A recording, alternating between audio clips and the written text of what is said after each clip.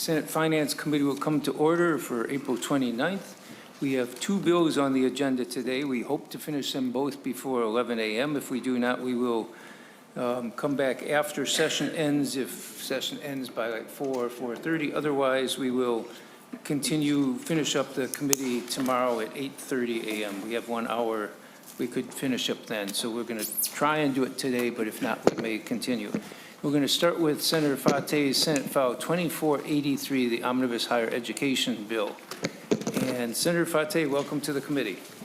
Thank you, Mr. Chair and members of the committee. SF 2483 is the Higher Education Omnibus Bill.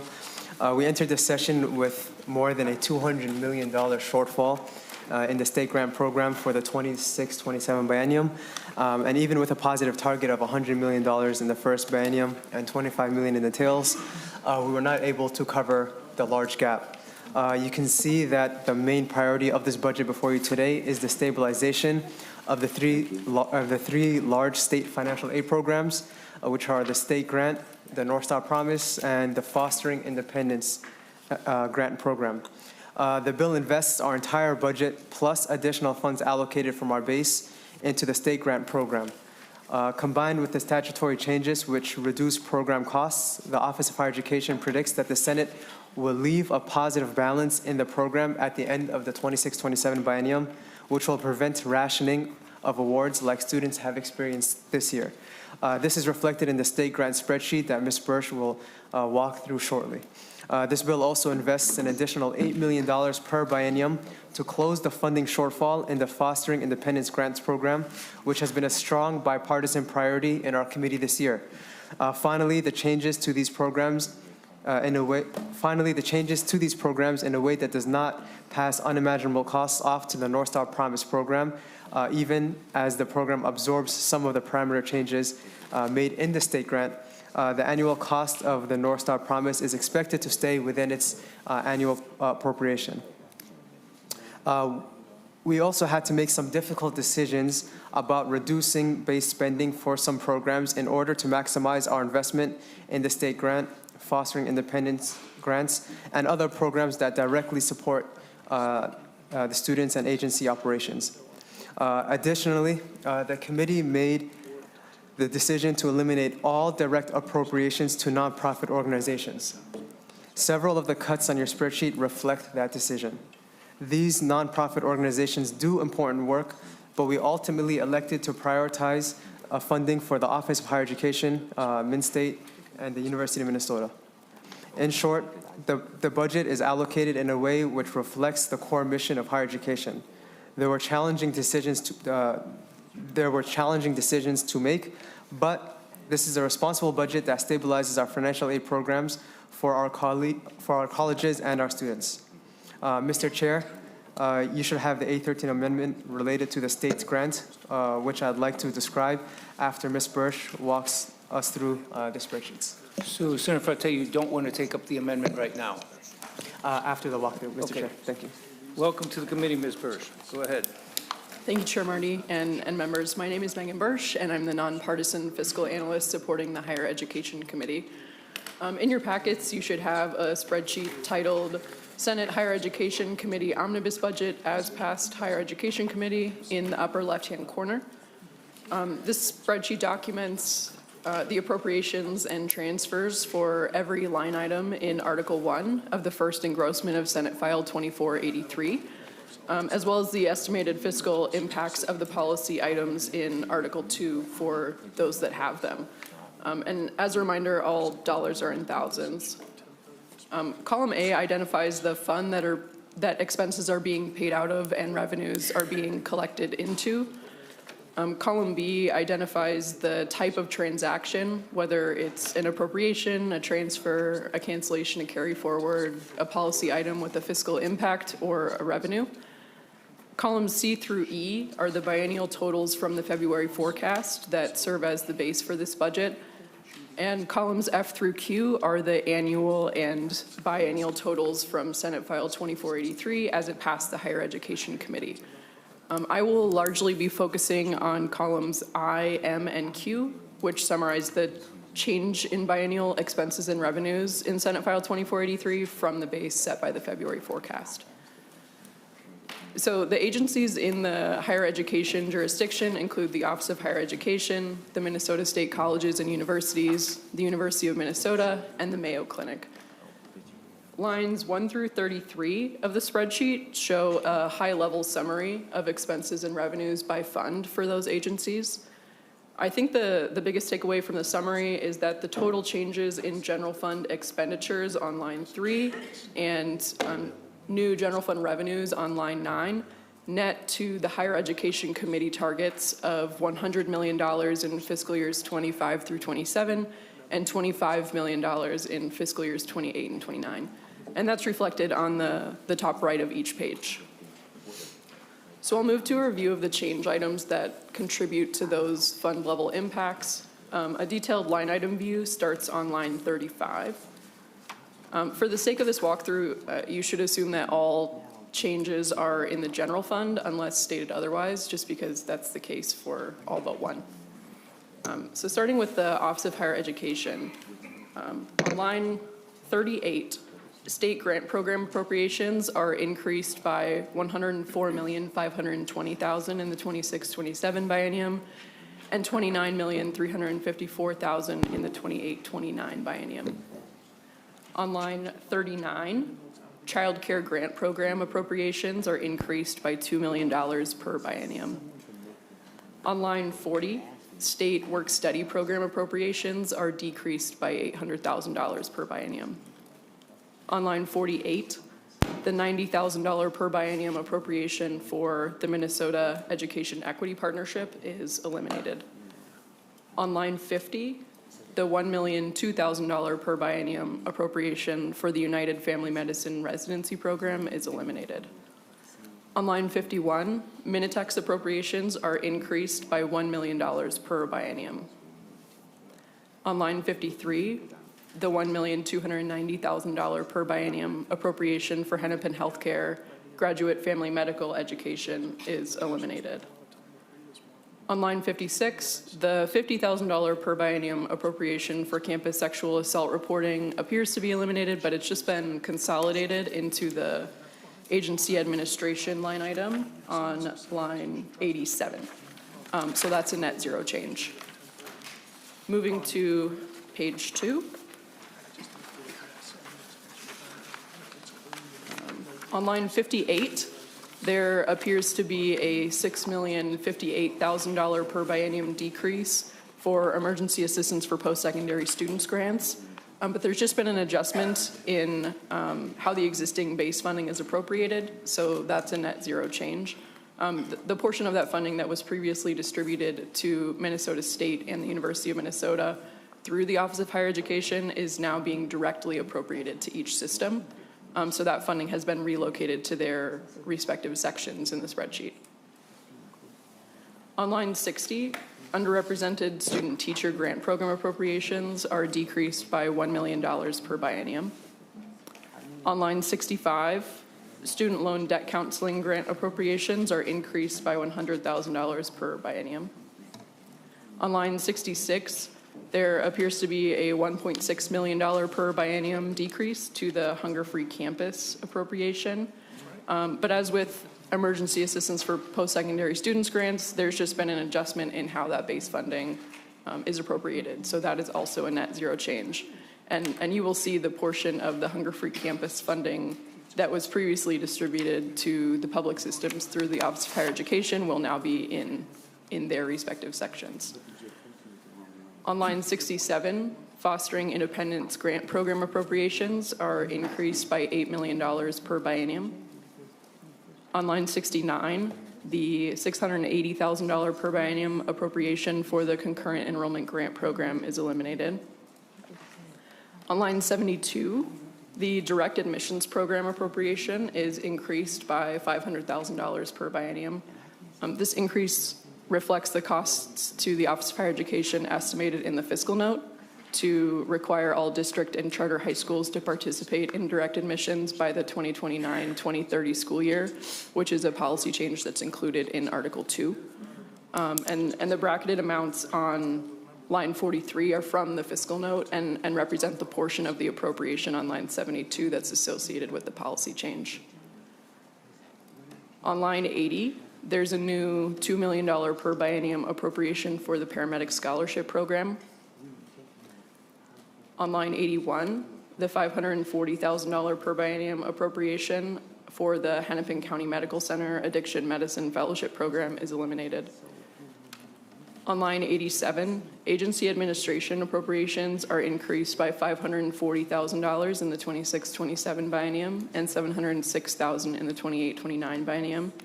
And that reflects a combination of an operating adjustment for the Office of Higher Education and the consolidation of the campus sexual assault reporting appropriation back on line 56. Below that, on line 88, the bracketed amounts reflect the costs to the Office of Higher Education estimated in the fiscal note for the College Financing Literacy Act, which is a policy change that's included in Article 2. That item doesn't have a direct appropriation, so I've included this line under agency administration to track the fiscal impact that OHE will have to absorb somewhere in its operating budget. On line 91, the statutory appropriation for post-secondary institution licensing and registration from the Special Revenue Fund is increased by $682,000 per biennium. And there's also an equivalent revenue increase on the last page on line 208. And those are the result of a proposed fee adjustment that's included in Article 2. On line 96, the $2 million per biennium appropriation for dual training grants for legal cannabis employers is eliminated. On lines 97 and 98, $500,000 of the balance of the dual training account in the Special Revenue Fund is canceled to the general fund in fiscal year 2025 and carried forward as a revenue in fiscal year 2026 on line 207. On line 100, the $750,000 per biennium transfer to the large animal veterinarian loan forgiveness program account in the Special Revenue Fund is eliminated. On line 101, the $100,000 per biennium transfer to the agricultural education loan forgiveness account in the Special Revenue Fund is eliminated. And on line 102, the $50,000 per biennium transfer to the aviation degree loan forgiveness program account in the Special Revenue Fund is eliminated. Moving on to the Minnesota State Colleges and Universities, starting on line 106. This area does not include any reductions. The appropriations for student tuition relief on line 110, sexual assault reporting policies on line 113, and menstrual products access on line 120 have all been consolidated under other operations and maintenance on line 128. So changes to all four of those line items are net zero. On line 115, the appropriation for free course material development and publication is increased by $1 million per biennium. Flipping to page 3, on line 123, there's a new $1 million one-time appropriation in fiscal year 2026 for PFAS remediation at the Lake Superior College Emergency Response Training Center.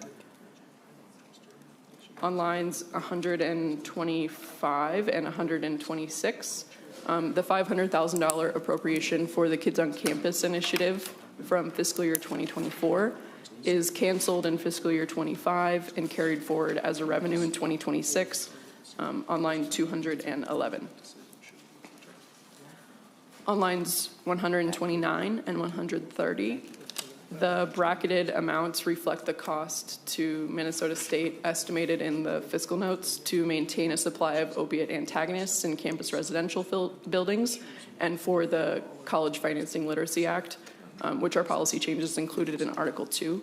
Neither of those has a direct appropriation, so I've included those line items there to track the fiscal impact that Minnesota State will have to absorb somewhere in its budget.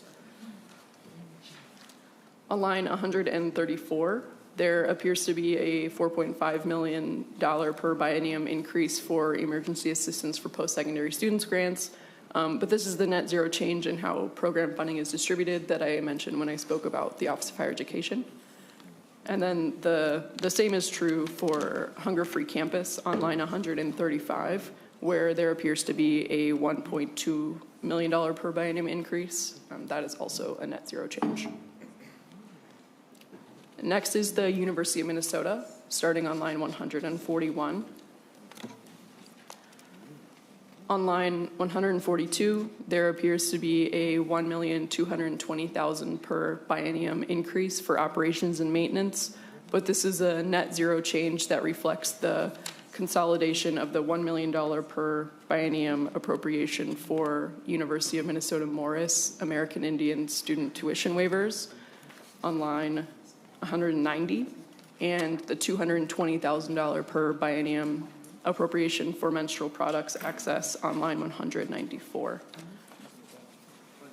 On lines 143 and 144, as with Minnesota State, the bracketed amounts reflect the costs to the University of Minnesota estimated in the fiscal notes to maintain a supply of opiate antagonists in campus residential buildings and for the College Financing Literacy Act.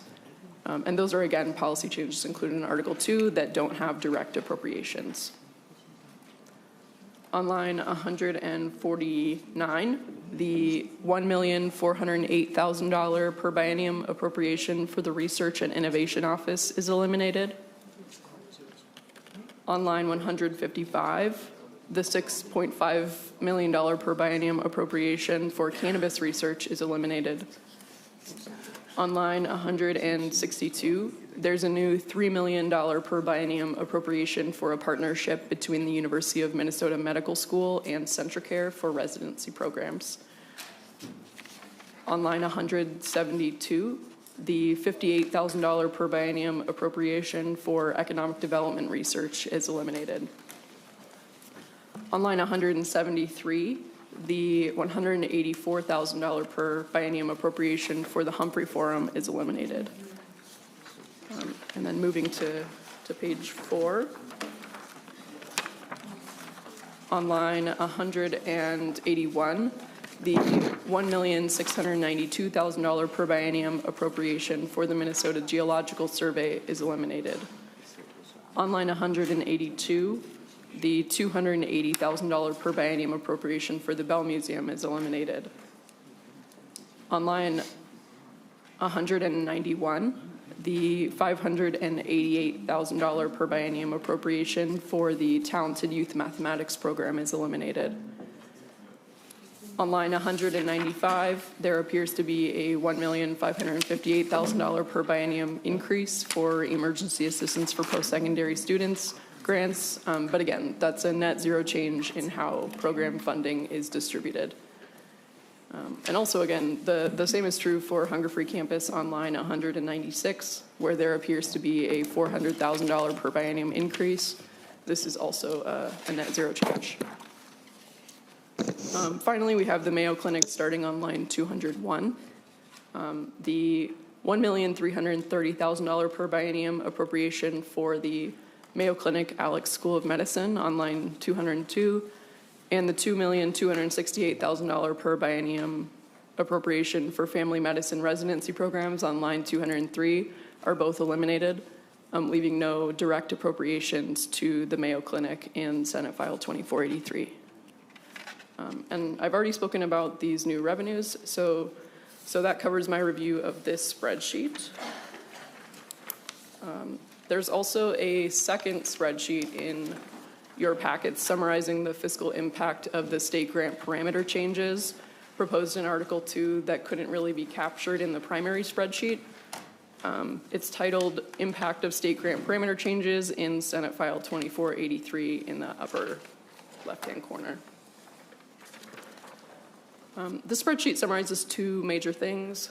First, under the state grant program column header, the savings, the state grant parameter changes that are proposed in Senate File 2483 are projected to achieve in the 26-27 biennium to realign the actuals to the budget without the need for rationing. And second, under the base North Star Promise header, the corresponding impact those parameter changes will have on North Star Promise spending. Lines 1 through 4 show available resources for each program. We have the base appropriations from the February forecast on line 2, the incremental change in appropriations proposed in Senate File 2483 on line 3, and the carry forward balance on line 4.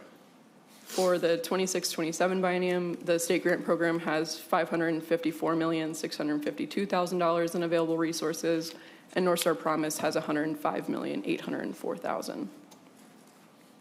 Lines 6 through 14 show projected spending for each program. Line 7 is the projected spending based on the state grant parameters currently in statute. So for the 26-27 biennium, without making further changes to the parameters or applying rationing at all, state grant program spending would be $689,198,000, about $130 million above the available resource amount. I should say that whether parameters are adjusted or not, the state grant program spending amount would be brought down to at or below available resources.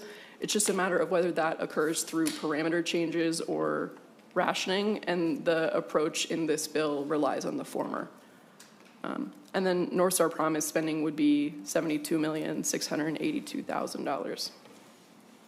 Starting on line 9, you can see the parameter changes proposed in the bill are projected to decrease state grant spending by $138,169,000, bringing it down to $551,029,000 for the biennium, and increase North Star Promise spending by $20,105,000, bringing it up to $92,787,000. And the impacts of each individual parameter change contributing to the overall impacts are shown on lines 10 through 14. So after all is said and done, the state grant program would have a remaining balance of $3,623,000 at the end of the 26-27 biennium. Senate File 2483 provides extended availability through fiscal year 2029. So the Office of Higher Education would be able to carry that balance forward into the next biennium. And North Star Promise would have a remaining balance of $13,017,000, which would carry forward in its special revenue account. And with that, that concludes my review of the spreadsheets, and I'm happy to answer any questions. Questions? Did you want to do the amendment? Yeah, Mr. Chair, I have the A3 amendment that I would like one of you to move, and I can speak to that. Senator Friends, want to move the number A13? Senator Friends moves A13 amendment. Can you speak to that? Yes, thank you, Mr. Chair. And for some background, there was a modeling error made in the state grant projections, which underestimated the costs of the program by about $22 million per fiscal year. And to account for this, the amendment would raise the assigned family responsibility for dependent students from 90% to 100% in order to save some further costs. The state grant spreadsheet in your package shows this parameter change coupled with the new investment, which would leave about $3.6 million on the bottom line at the end of the biennium and prevent further state grant rationing from occurring. And Mr. Chair, I'd also like to highlight that we've had strong bipartisan engagement in our committee around how to address the state grant shortfall, and we got Minnesota State, the Private Colleges Council, and the University of Minnesota all supportive of the state grant proposal in this bill. Is there discussion on the A13 amendment? Senator Friends and Senator Pratt? Yeah, thank you, Mr. Chair, and thank you, Senator. I want to thank you for your work on the state grant funding. Members, we argue about the budget a lot. The state grant, though, is a situation where families around the state were seeing promises made that were walked back. That's a little bit different thing, and I think the way it's addressed here is responsible. I'll be a yes vote on the amendment and a yes vote on the bill. Thank you, Mr. Chair. Thanks, Senator Fateh. Thank you. Senator Pratt. Thank you, Mr. Chair. And, I've even when I served on higher ed a number of years ago, we were always supportive of the state grant program, making sure we get the aid to the students to make the choices that they wanted to make. I'm just curious about the change that's being made, and maybe I don't understand how we're calculating the assigned family responsibility, and maybe talk about what the impact of going from 90 to 100 is. Senator Fateh, or? And also, if you could just even further in that section, the additional changes of assigning a dollar amount to those assigned family. Thank you. For the individual state grant portion, I believe I can call up Ms. Schneider to speak to that, if possible. Ms. Schneider, welcome to the committee. Sorry.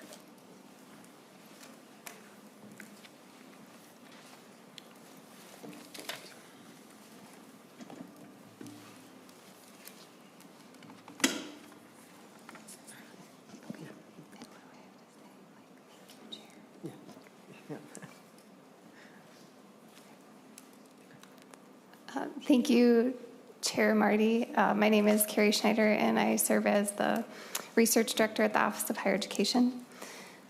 I'll try to answer your first question about the assigned family responsibility. The assigned family responsibility is based on the federal needs analysis that's conducted either through the information that a student provides on the FAFSA form or information that a student provides on the state financial aid application form. It takes a percentage of the calculation of what, let's see, for assigned family responsibility. For a dependent student, that looks at their parental contribution. So in the federal needs analysis, it says, you know, taking into consideration all of the family's financial situation, this is how much the family is expected to contribute to the student's education. For independent students, the assigned family responsibility is the student contribution because it's not coming from the parents. So that's also a calculation that's made based on their whole financial family situation. For the state grant, in legislation, it modifies that amount. So that's what that 90% is in the law. And so what this is proposing is to change that from being 90% of that calculation of what the family can contribute to 100% of what that family can contribute. So previously, the state grant was giving the families a little bit of a reduction for what they were responsible for paying. But with this change, then, it matches what the federal needs analysis is saying that the family contributes. Does that answer your question? Senator Brett. Yes, and Senator No, Pat. I just think Senator Fateh had something to say. Oh, go ahead, Senator Fateh. Yes, and I just got word also that the impact from going from 90% to 100% is about an $80 reduction in awards per student. So I think you're looking for that part as well. Well, I was kind of curious about some of the new language where if the parental contribution is between 0 and negative 1,500, it's the assigned family responsibility is 100%. If the parental contribution is less than negative 1,500, the family responsibility is assumed to be a negative 1,500. And so basically what we're doing is we're tightening up the eligibility for the grant program and the amount of grants that a student can receive, as you said, by about $80 a student on average. And that's gonna swing. Will there be students that then qualify for more based on this negative calculation?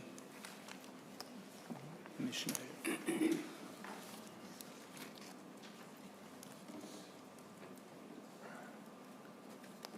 Sorry, just thinking this through. So the language that says if the parental contribution goes lower than negative 1,500 to set it at negative 1,500, those students would not receive more. Right now at the federal level, there's not a floor on how low the parental contribution can go. So we're saying if it goes below 1,500 to keep it at 1,500. But then I think you asked another question about the 0 to negative 1,500 to keep it at that negative number. There were other proposals considered that would change the SAI to not go negative. And so this one keeps those negative numbers in there. And I know it's difficult to think about with the negative numbers, but that's actually a positive thing for the student, because that means they have a negative contribution. That means they're actually getting more money, so. So Mr. Chair, while we have you up here, you know, one of the complaints I hear about families in my district is they get a letter on what they think their grant's going to be, and then we see a decrease. Will the additional funding here help stabilize that program? What do you, I think we've seen increased demand in that program. What will the additional money do, and how do we expect it to impact Minnesota families? Senator Fateh. Thank you. And thank you so much for the question, Senator Pratt. Because of the investments we made in the last biennium, we've seen a jump in enrollment systems-wide from all of our campuses, all of our colleges. The last decade, we've seen a decline in enrollment, and for the first time in over a decade, we're now seeing an increase in enrollment, which means more students are taking advantage of the program, which led to where we're at right now. So it is a good situation that we're in for our campuses and for our students. We got a little extra money for this biennium and in details that we're grateful for, but at the same time, it wasn't enough to cover the shortfall of $200+ million into the state grant program. So we invested all that money into it and then made some of the parameter changes as well, which left some money in details, which left some money on the bottom line as well, so that we can prevent further rationing in the future. Further discussion, further questions for Ms. Schneider or about the spreadsheet or the amendment? If not, on the A13 Friends Amendment, all those in favor say aye. Aye. Opposed? Motion prevails. Further discussion on the bill, further amendments. We have Higher Education Commissioner Olson here. If you want to make brief comments, you're welcome to do so.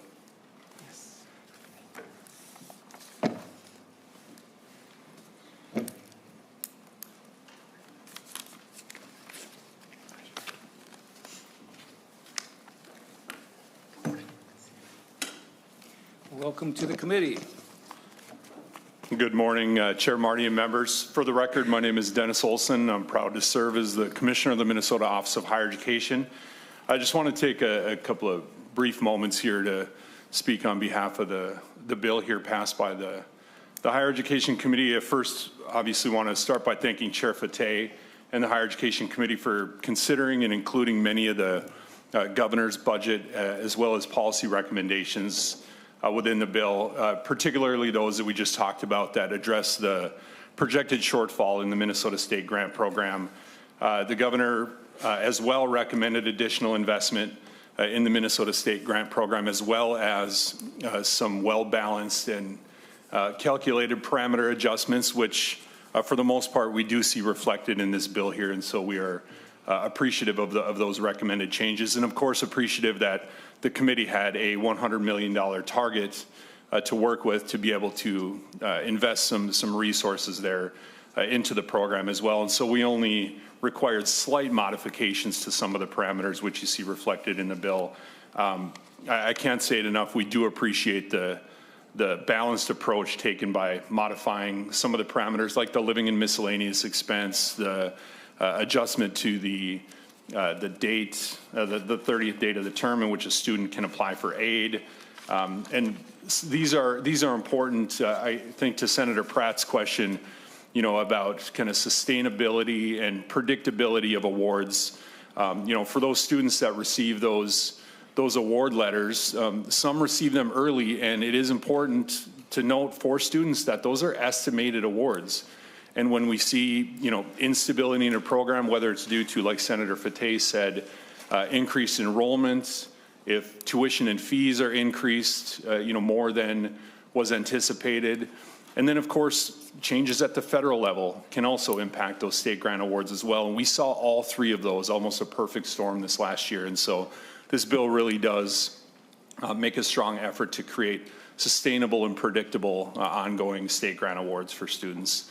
So we appreciate that. I will just highlight as well our appreciation for a lot of the policy adjustments within the bill as well, particularly those related to our licensing and registration division, again, creating some sustainable opportunities for that division, which is funded solely on fee revenue, and appreciate the support there for that. We do just have some, slight concerns within the bill about some of the reductions, but, I do understand with a target that doesn't match what the state grant, projected shortfall was, it does make some balanced approaches there with reductions and reinvestment in the state grant program. So overall, really appreciative of Senator Fateh's leadership, as well as the members of the committee and, of course, the staff. Look forward to working with them throughout the remainder of the session here in conference committee, along with the House, and wrapping up a good bill for students. So Senator Marty Chair Marty and members, just thank you for the opportunity for a couple of quick minutes here. Thank you, Commissioner. Any questions for the Commissioner? Senator Draheim. Thank you, Chair, and thank you, Commissioner. Good to see you again. I just wanted to, the Star Tribune had a article here a couple weeks ago on Minnesota State predicts largest tuition hike in more than a dozen years. And in, my district, Min State is where people go, which is fantastic. But I'm just concerned about the affordability for, people that don't make as much as the metro and outstate, and being able to afford college because their parents work and, the income's enough where they don't really get much help. Just wondering, what has your department done to help push our systems to lower the cost, especially in like an administration, things that don't affect the classroom, to help college be more affordable? Commissioner. Yeah, thank you, Chair Marty. Senator Draheim, it's a perfect question at this time. Affordability is really on the minds of everybody. It's in conversations we have daily within the Office of Higher Education. Affordability is, of course, on the minds of families and Minnesotans. And, like I said, everybody nationwide. There have been, a lot of significant kind of disruptive changes, I would say, within the last few years. Like Senator Fateh said, we had decades or more kind of lull in enrollment, low enrollment, and for the first time, with excitement around programs like the introduction of North Star Promise, with our continued commitment to state grant, we saw enrollment increase for the first time, and that's a good thing. That's something that should be celebrated, and that was across all sectors of higher ed. But it did put pressure on financial aid programs, and so we see those conversations around affordability, still continue to be a concern. Unfortunately, without continued investment in our public systems, in financial aid programs, we will see systems have to respond to some of those financial pressures by increasing tuition. Thankfully, for Minnesota State, it does remain the most affordable option, within the state, and so even a significant tuition increase does still mean they're affordable. As far as your question about what our office does, we work really closely, of course, with our federal partners as well. We've seen a lot of instability, particularly in the last few months, with the federal Pell Grant. The federal Pell Grant is now projected by the Congressional Budget Office to have a $2.7 billion shortfall as well. And so, now more than ever appreciative of discussions like this to be able to hold the state grants and hold North Star Promise and other statewide financial aid programs as whole as we can, to be able to fill in that gap. But I can't say any more other than your question, your point is well taken and well made. Affordability continues to be the #1 concern for students and families. Thank you. Senator Pappas, did you have question is this for the commissioner? Thank you or- so much, Mr. Chair, and sorry I had to step out. So, Senator Fateh, I just want to understand your reasoning behind an issue. You're eliminating funding for 3 family medicine residency programs, United Family, Hennepin, and Mayo, and then you're funding the CentraCare residency program. I should first ask, anybody else have more questions for the commissioner?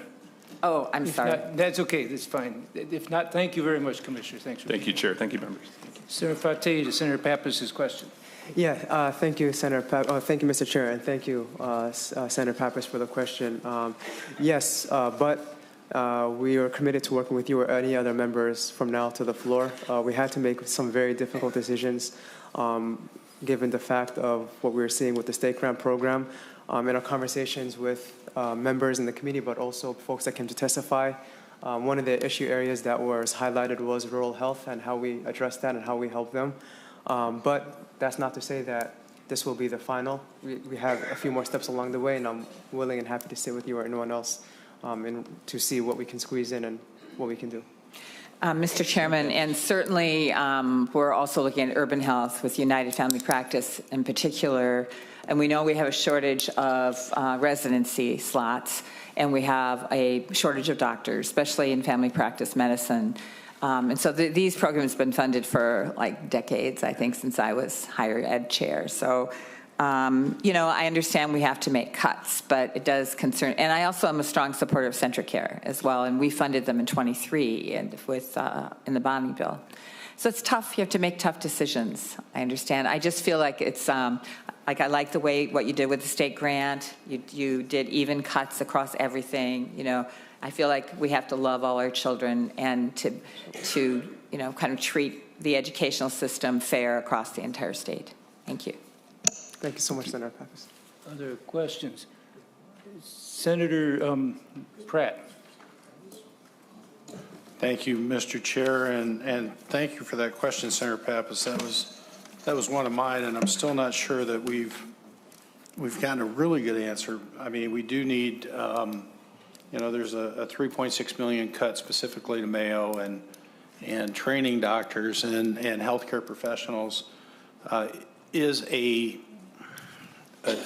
has to be a key priority for us, especially as we're helping out our rural communities. I mean, here in the metro, and I think we've got pretty good access, but from what I hear on my rural colleagues, they're driving long distances to find the medical care they need. And then I also noticed a $750,000 grant to the rural vet program at a time when we are having to really look at our food supply and domestic food supply. I'm wondering, and so when I think about that rural support, it looks like, and I just took Mayo and the vet program. It looks like a $4.3 million cut to the rural communities. I'm wondering if you could just maybe talk about a little bit more about the cut to the medical schools, and then and training programs, and then also to the rural vet program. Go ahead. Thank you, Mr. Chair, and thank you, Senator Pratt, for that question. We're prioritizing CentraCare to stand up a new residency program in rural Minnesota that has been a priority of members on both sides. And we heard a lot of concerns about that, but also some of the concerns you just outlined right now.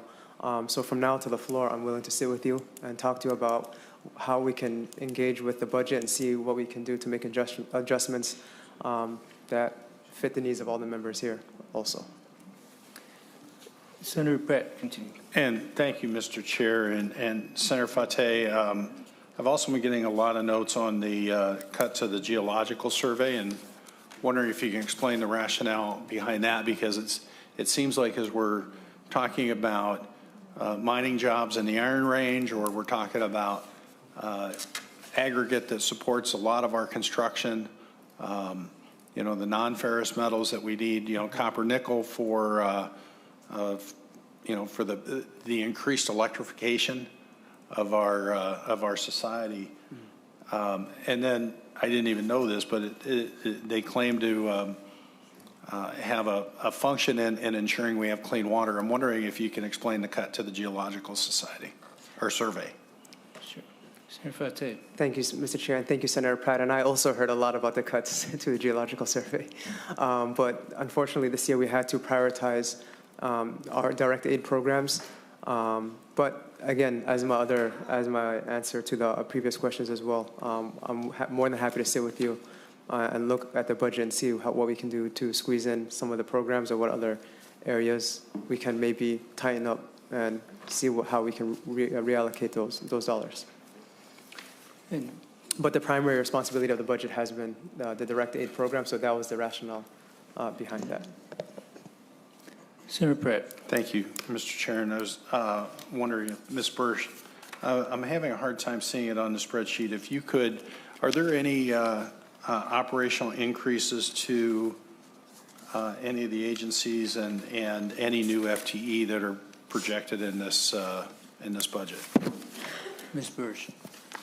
Thank you, Senator Marty. Senator Pratt, yes, the operating adjustment recommended by the governor for the Office of Higher Education is included in their agency administration line item on line 87. 87. That includes an additional $50,000 per biennium, consolidating another statutorily required reporting function. So the size of the operating adjustment is actually $490,000 in the 26-27 biennium and $656,000 in the 28-29 biennium. So it's $50,000 per biennium less than what it appears to be on that line. Mr. Chair. Go ahead. Thank you, Mr. Chair. So, Ms. Bursch, I'm just trying to take a quick look here. So is it safe to, so we are increasing the bureaucratic costs by over $500,000. Is that $540,000? Is that correct? A little bit less, sorry, Senator Marty. Because of the $50,000. Senator Pratt, yeah. So just about. Okay. And were there any FTE projected in that increase? Chair Marty, Senator Pratt, not to my knowledge, they were not included in the proposal. Thank you, Mr. Chair. Senator Fateh, I had 2 points that I hope you can take a look at when you get to conference committee and so on. And they're kind of things that the state has some real commitment to, whether they should be in higher education bill or not. One is the Bell Museum, which was, since the 1870s, state law said that was our state's natural history museum and turned it over to the U of M. In any case, you zeroed that out. And also the cannabis research, I think, has been doing some very good work, and I'm concerned about that. I hope you can I understand, I mean, you don't have targets high enough to address the needs for everything, but hope those can be looked at as well when you're in conference committee. Is there any other discussion on the bill? If not, Senator Fateh, do you want to make some closing comments? Yeah. Oh, Senator Pratt. I'm sorry, I was going to wait for a motion, Mr. Chair. Okay. Senator Friends moves that Senate File 2483 as amended be recommended pass and instruct staff to make technical and conforming changes. On that motion, Senator Pratt. Thank you, Mr. Chair. Well, Senator Fateh, I'll say you don't have the worst bill that's come in front of this committee. So congratulations on that. Thank you. But, Mr. Chair, I am concerned about some of the decisions we're making, particularly in their impact to rural Minnesota and our ability to utilize our higher education system as an economic development engine. When we are cutting our medical schools, when we're cutting our geological survey, when we're cutting our veterinary programs, it feels to me like we are investing or disinvesting in the things that will help us in the long run, and undercutting our ability to really transition as a state as you know, the economy continues to shift in different ways. We are, regardless of how the economy shifts, we are going to be a heavily agricultural state. And making sure that we are a key provider in that food chain is going to be vitally important. So, you know, just as I have said on every one of these bills, I am concerned that we are prioritizing the administrative costs and the agency costs over the needs of Minnesota families. And this is yet one more example where we are doing a pretty significant increase to a relatively small agency just on the administrative side. So thank you, Mr. Chair. Senator Fateh, closing comments on the bill. Yeah, thank you, Mr. Chair and members of the committee. We were facing a very difficult situation this year, especially with the state grant program in our committee. The decisions we made reflect a lot of engagement with the members of our committee, both sides of the aisle, but also members outside of the committee. There was a lot of priorities for members that are reflected in this bill, but we ultimately had to prioritize the state grant program and helping our lowest income students. This is an issue that occurred mainly because of the success of the investments we've made the last couple of years. We've seen enrollment go up for the first time in over a decade. We've seen the highest increases in enrollment in two-year colleges in greater Minnesota. I think that's a success. We've seen a lot of these programs like the Ending Campus Hunger program, the different basic needs programs that we were able to still fulfill those promises to make sure that students are able to remain in college and not drop out, which also benefits our campuses. But also it addresses some of our state goals, which include how do we plug in into our workforce shortages, which is really critical right now for all of us. I'm more than happy to talk to any of the members about what changes we can further make. But my priority and the priority of the committee is always how do we not hurt our lowest income students. I think that is important. And we are hoping that, yes, this has been some very difficult decisions, but the conversations will be ongoing, and happy to speak with anyone. Thank you. On the Friends motion that Senate File 2483 is amended, be recommended pass. Senator Dames. Well, thank you, Mr. Chair. Thank you, Senator Fateh, for bringing this forward. If you do make some changes, I'd certainly like to see the Centricare piece of it kept in there. Thank you for that. A little disappointed with some of the changes at the university and some of the funding there, but I know that you've been given a target that's pretty tough to work with. But as Senator Pratt talked about agriculture being such a major part of our economy in Minnesota, and it certainly is. And sometimes the St. Paul campus gets overlooked, but there's a lot of great things that happen over there. And so I was not real happy to see some of the changes there, but I understand what you had to do, and thank you. Thank you. On the Friends motion, all those in favor say aye. Aye. Opposed? Motion prevails. And Senator Fateh, I think that what you pointed out about the increased enrollment and so on is proof of what happened 2 years ago with North Star Promise and so on. You said you were committed to helping more students go to college, and the fact that North Dakota, both their higher education thing and their legislators were panicking because they were losing Minnesota students who could now afford to go to school in Minnesota suggests that something good happened there. So thank you, and appreciate your being here. Thank you so much. Senator Kunesh, Senate File 2255, Omnibus E-12 Education Bill. And we do need to get the packets put in, so we won't recess. We'll just have you start presenting while the packets are being distributed.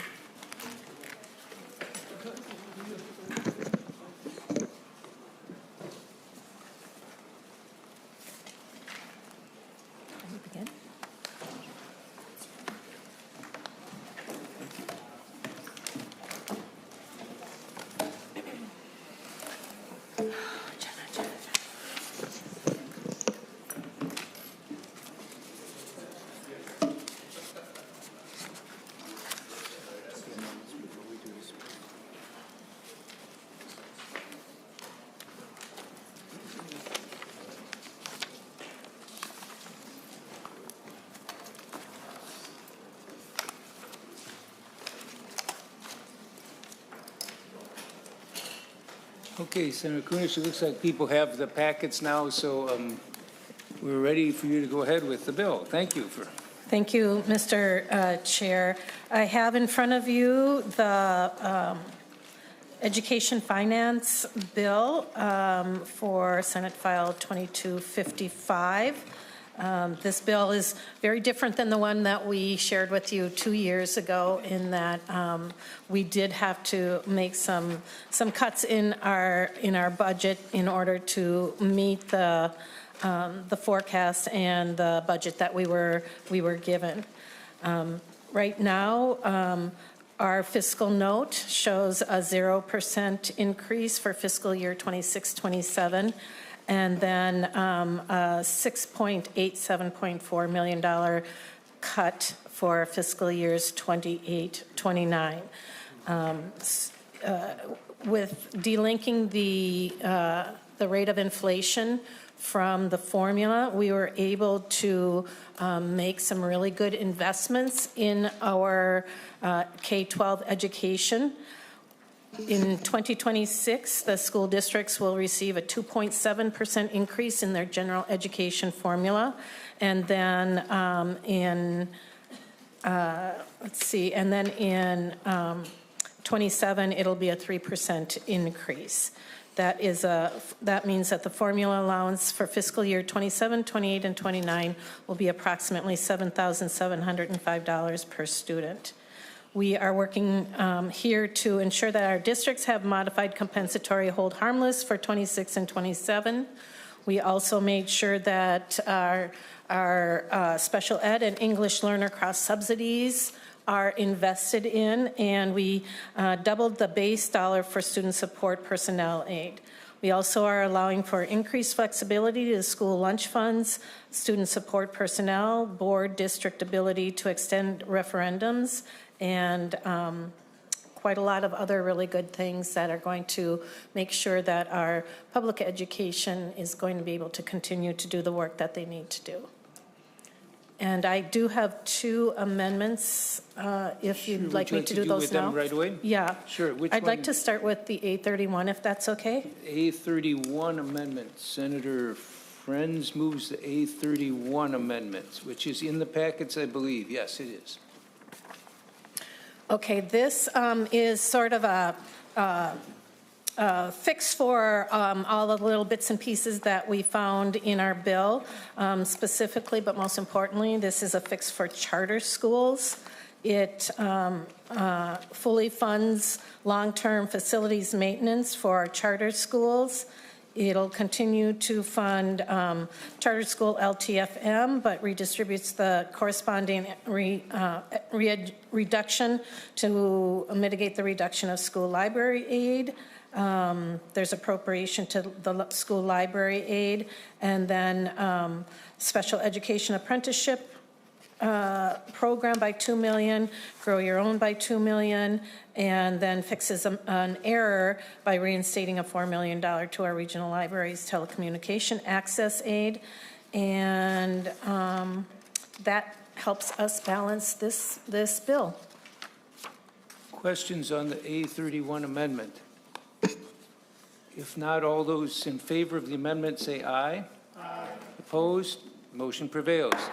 You have another amendment as well. Yep, I have the A30, and basically what this does clarifies our original intent to re-link the basic education formula to inflation in our deep tails starting in 3031. Senator Friends moves A30 amendment, and this is what you had been describing your action as, is putting a pause on the inflation. This makes that clear. Okay, is there further discussion on A30 amendment? If not, all those in favor say aye. Aye. Opposed? Motion prevails. Do you want to go through the spreadsheet now, or what? Yep, I think we should go through the spreadsheet. Ms. Hoffer, welcome to the committee, and please proceed. Thank you, Mr. Chair and members. My name is Jenna Hofer. I am the nonpartisan fiscal analyst assigned to the Education Finance Committee. Members, in your packets, you have a number of different spreadsheets, and I will walk through 2 of them for you.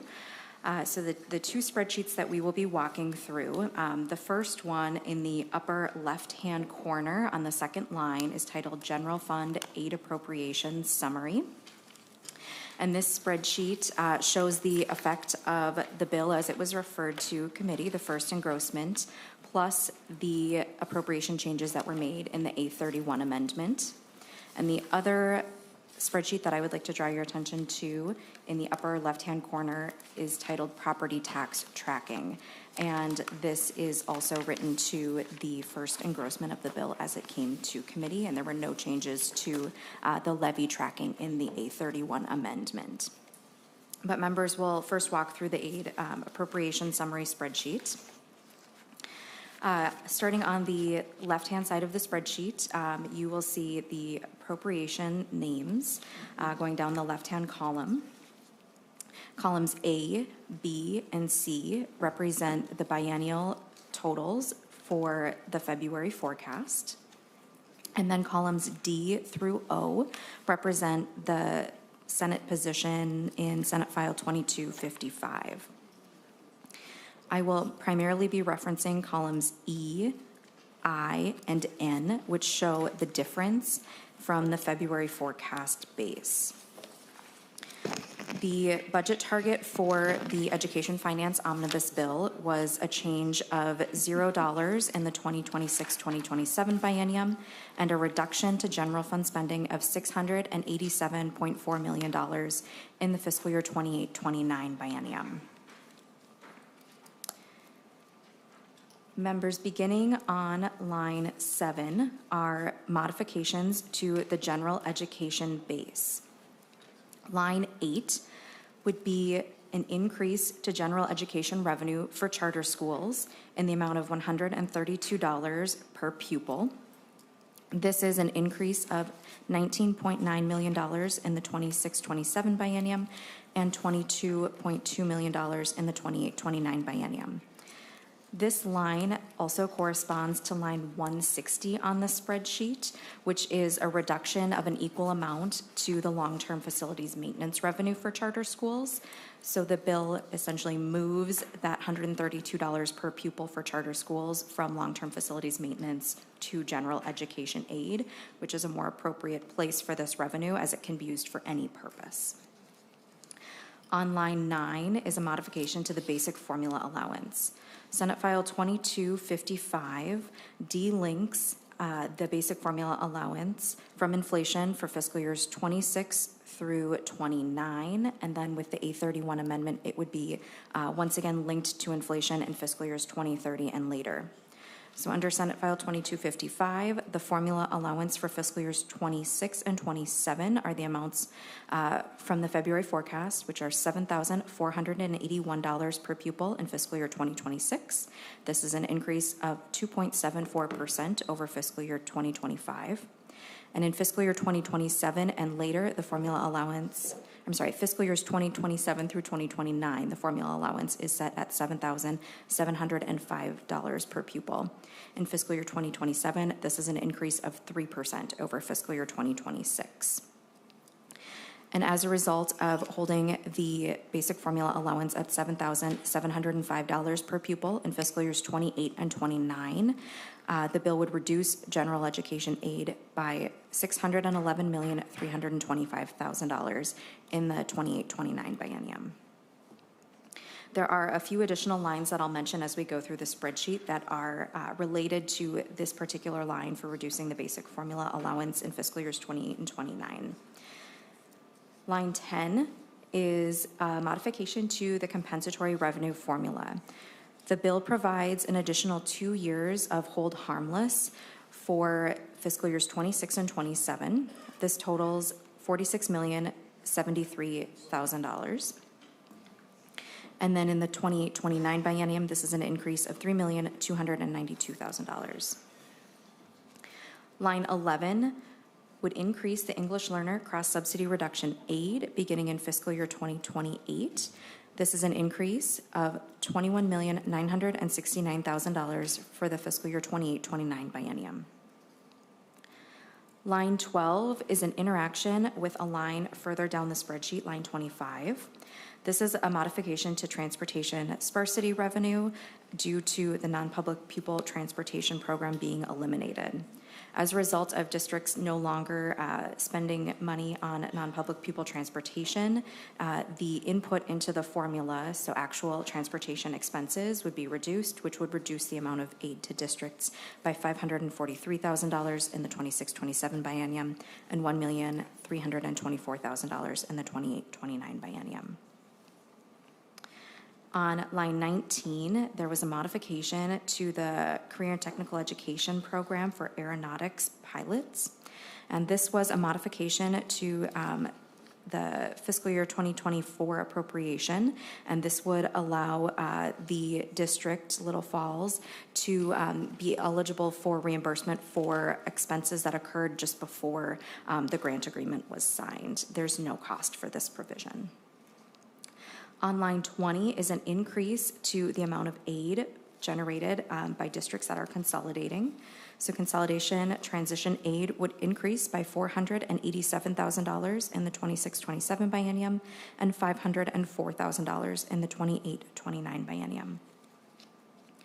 On line 24 is the elimination of the non-public pupil education aid beginning in fiscal year 2026. This is a reduction of $50,154,000 in the 26-27 biennium and $57,665,000 in fiscal years 28 and 29. There is, you'll notice, a payment in fiscal year 2026 of about $2.4 million. This is the remainder of the entitlement for the districts for their fiscal year 2025 revenue. As members likely remember, K-12 education aids are paid for the most part 90% in the first year, and then there's a 10% final payment the second year to adjust for any changes in things like pupil counts or actual costs. So the bill would maintain that fiscal year 2025 final payment. Line 25 is the elimination of the non-public pupil transportation program beginning in fiscal year 2026. This is a reduction of $54,873,000 in the fiscal year 26-27 biennium and $61,346,000 in the 28-29 biennium.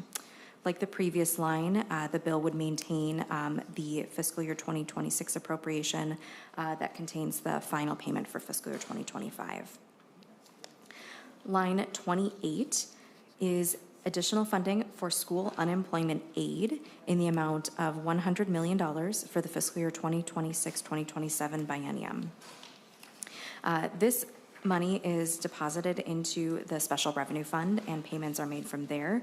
You'll see the additional funding being transferred to the special revenue fund and then being spent out of the special revenue fund on lines 306 and 311 of the spreadsheet.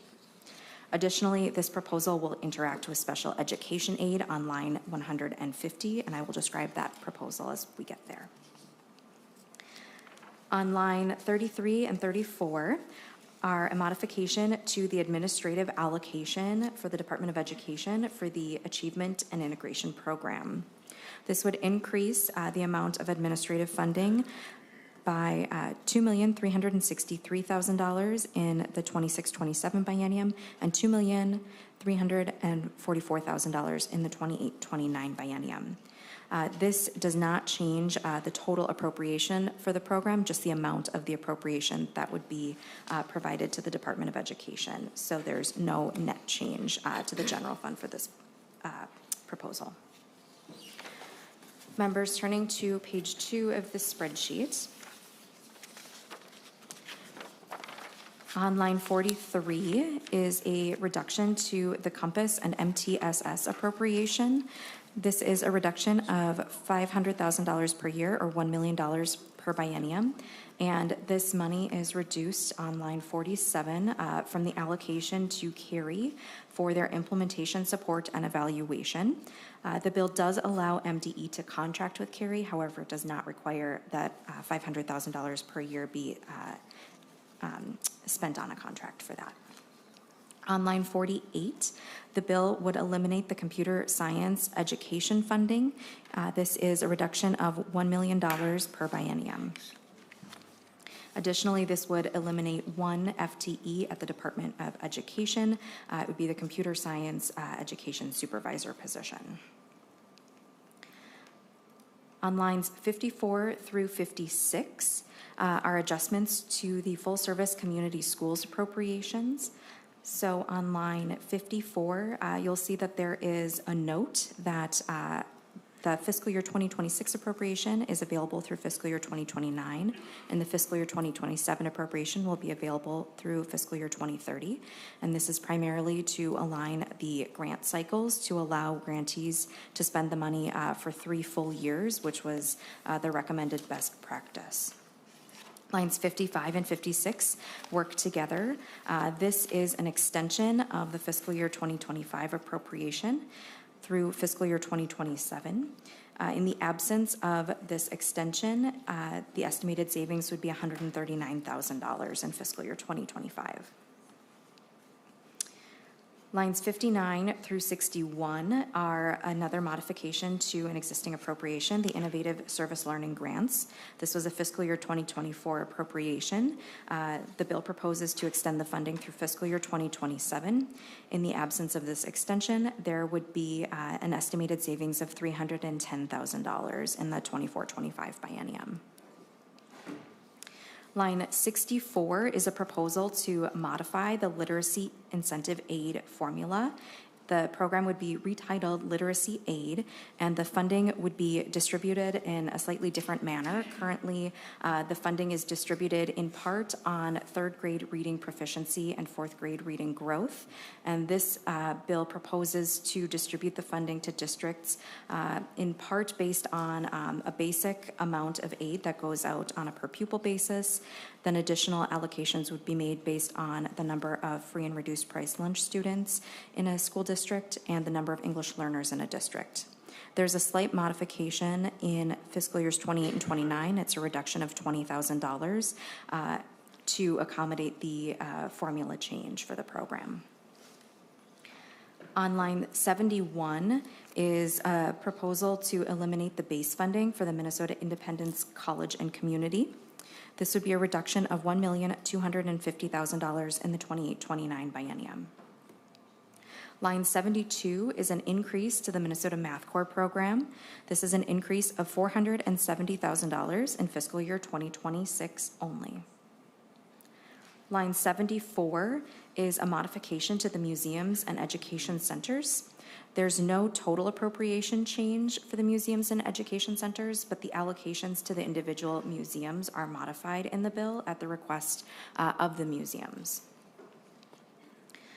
On line 80 is a proposal to eliminate the funding for the Santa Foundation. This would be a reduction of $3 million in each biennium. Turning to page 3, on line 82, is a proposal to eliminate the Starbase Minnesota funding. This is a reduction of $1 million per biennium. Line 85 is a modification to the appropriation for the student organizations.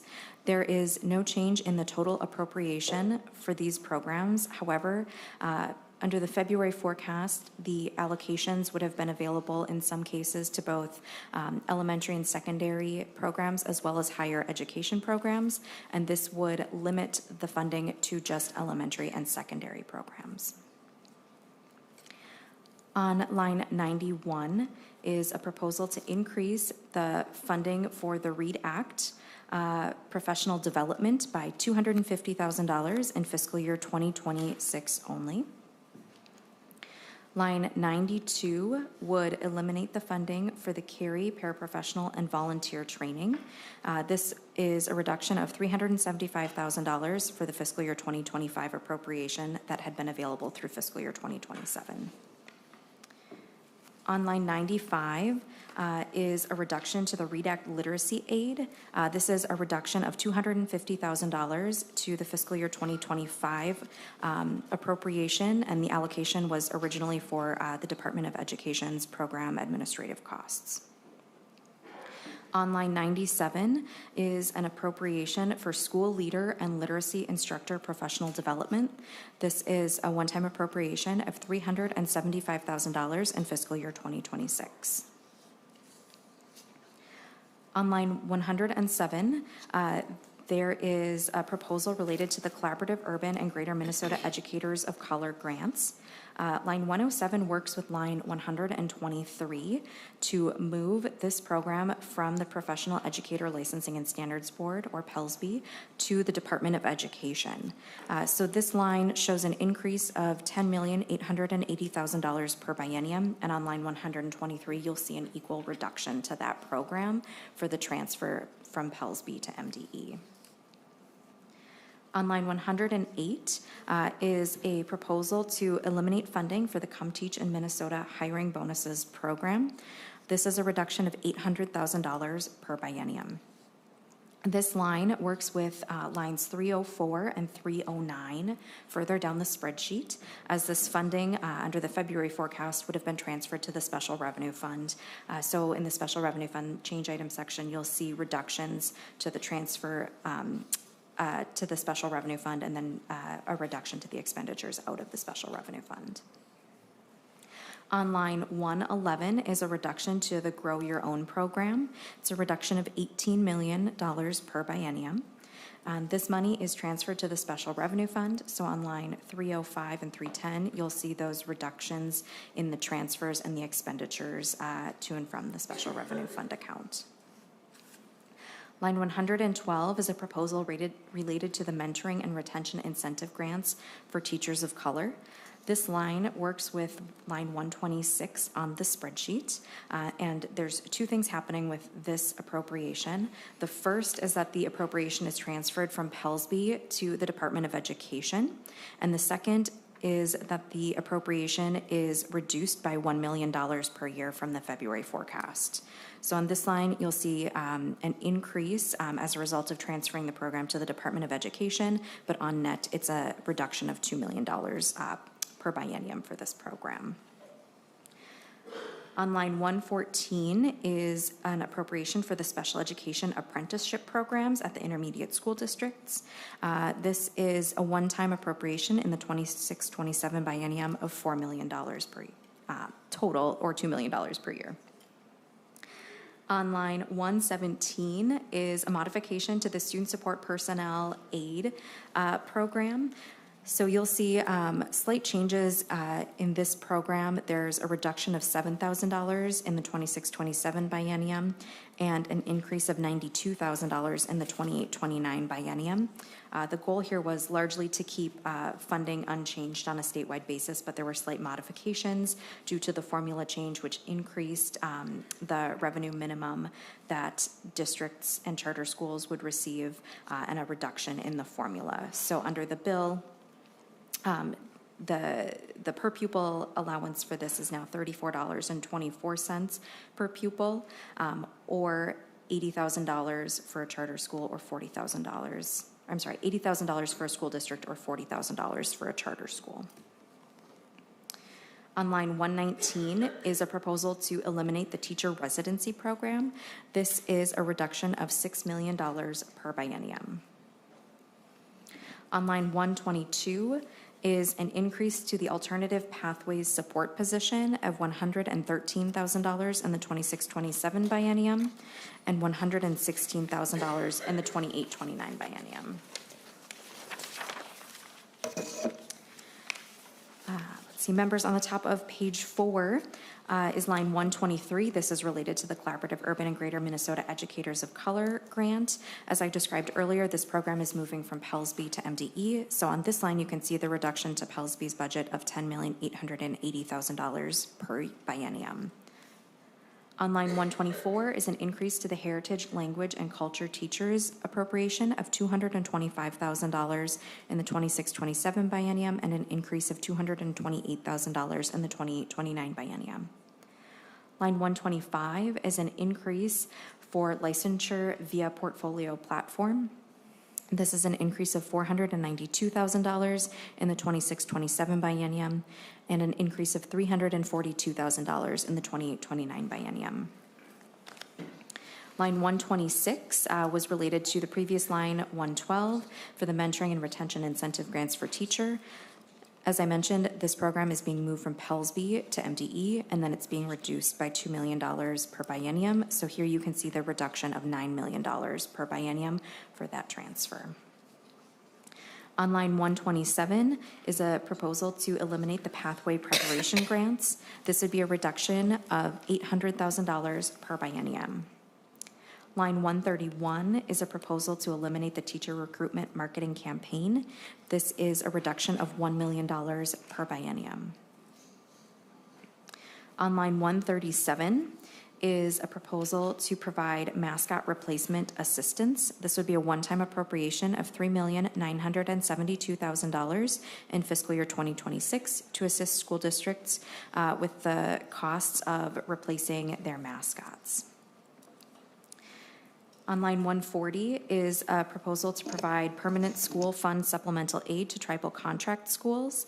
This proposal would increase general fund spending by $80,000 per biennium. On line 141, there is an adjustment to tribal contract school aid of $348,000 in the 28-29 biennium. Funding is reduced in the 28-29 biennium as a result of the reduction in the basic formula allowance for fiscal years 28 and 29, as the funding formula for tribal contract schools is linked to increases in the basic formula allowance.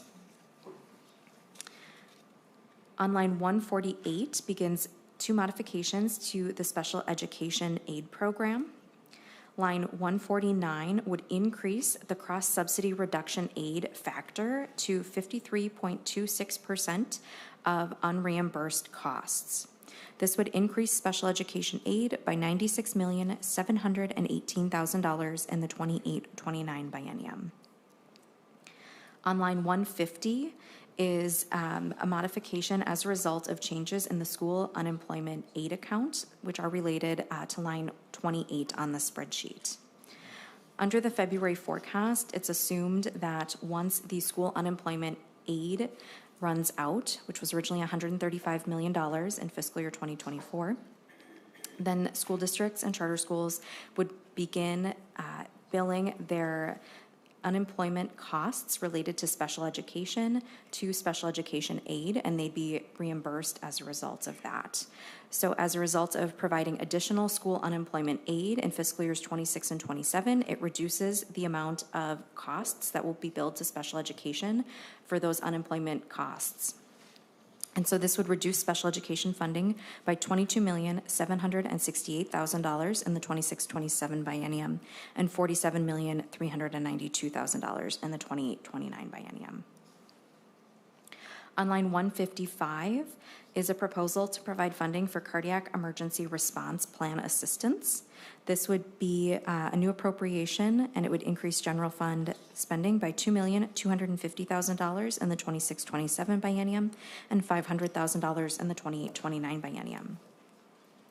Line 157 would eliminate the appropriation for equity and telecommunications access aid. This is a reduction of $7,500,000 per biennium. On line 158 is an increase to the gender-neutral single-user restroom grants of $128,000 per biennium. Line 159 begins two modifications to long-term facilities maintenance aid. On line 160, you'll see a change for the charter school aid. This is related to line 8 on the spreadsheet that I described. The bill would move the $132 per pupil for charter schools for long-term facilities maintenance aid to general education aid. As under current law, this $132 per pupil can be used for any purpose. It's not limited to long-term facilities maintenance purposes. So a better fit would be to fund that through the general education aid program. This would reduce the long-term facilities maintenance aid by $19,994,000 in the 26-27 biennium and $22,194,000 in the 28-29 biennium. On line 161 is funding for roof repair and replacement costs for districts. This would be an increase in long-term facilities maintenance aid of $2,970,000 in the 26-27 biennium and $9,930,000 in the 28-29 biennium. Because the long-term facilities maintenance program is an equalized program, the goal of this was not to increase levies on a statewide basis, so the entire cost of this program was paid for in aid by adjusting the equalization factors for long-term facilities maintenance in the bill. Turning to page 5, on line 167, there is a new appropriation for summer electronic benefit transfer support. This would provide aid to districts to support the summer EBT program. This is $300,000 per biennium. Line 168 would be a reduction for the summer school food service replacement aid of $300,000 per biennium. On line 171 is a reduction to basic system support for libraries. This is a reduction of $1,269,000 in the 28-29 biennium, and this is related to the change on line 9, which would reduce the basic formula allowance in fiscal years 28 and 29. Basic system support for libraries is linked to increases in and decreases in the basic formula allowance. So by delinking the formula in 28 and 29, this would reduce that library aid. On line 172 is an increase to the electronic library for Minnesota. This is an increase of $2 million per biennium. Lines 173 through 175 would extend the availability of the appropriation for licensed library media specialists. In the absence of this extension, it's estimated that $847,000 would cancel to the general fund.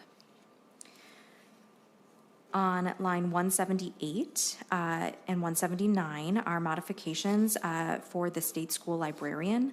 Under current law, $130,000 per year of school library aid is to be used for the costs of the state school librarian. So what this line does is it would reduce that funding from the school library aid and instead provide an appropriation directly to the Department of Education down on line 261 for this. As a result, this would reduce the allocation for the state school librarian under school library aid by $260,000 per biennium.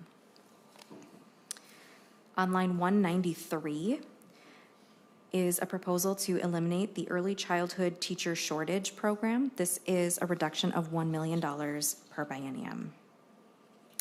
Turning to page 6 of the spreadsheet, on line 203, is an appropriation for the Metro Deaf School to provide early childhood services. This is an appropriation of $300,000 for the 26-27 biennium only. Down on line 216 in the section for the Department of Children, Youth, and Family is a modification to the early childhood education aid appropriation. This money is appropriated in the bill to the Department of Children, Youth, and Families and then transferred back to MDE for payment to districts. And because the early childhood family education formula is linked to the basic formula allowance, which is modified on line 9 of the spreadsheet, the appropriations for fiscal years 28 and 29 will be reduced by $3,356,000. Members, moving to page 7, we'll begin the state agencies section of the spreadsheet. Line 239 on the top of page 7 provides an operating adjustment to the Department of Education. This is an increase of $2,042,000 in the 26-27 biennium and $2,730,000 in the 28-29 biennium. Line 244 would eliminate the funding to MDE for the adult use cannabis education. This is a reduction of $240,000 per biennium. On line 246 is an increase to the Board of School Administrators for an additional staff member to assist with the processing of administrator licenses and for IT costs. This is an increase of $478,000 in the 26-27 biennium and $378,000 in the 28-29 biennium. On line 251 is additional funding to the Department of Education for fraud detection and prevention. This would provide 3 additional FTEs to the department to look into school nutrition, charter schools, and then an additional FTE for the OIG. And this would also provide access to software for case management purposes. This is an increase of $1,100,000 in each biennium.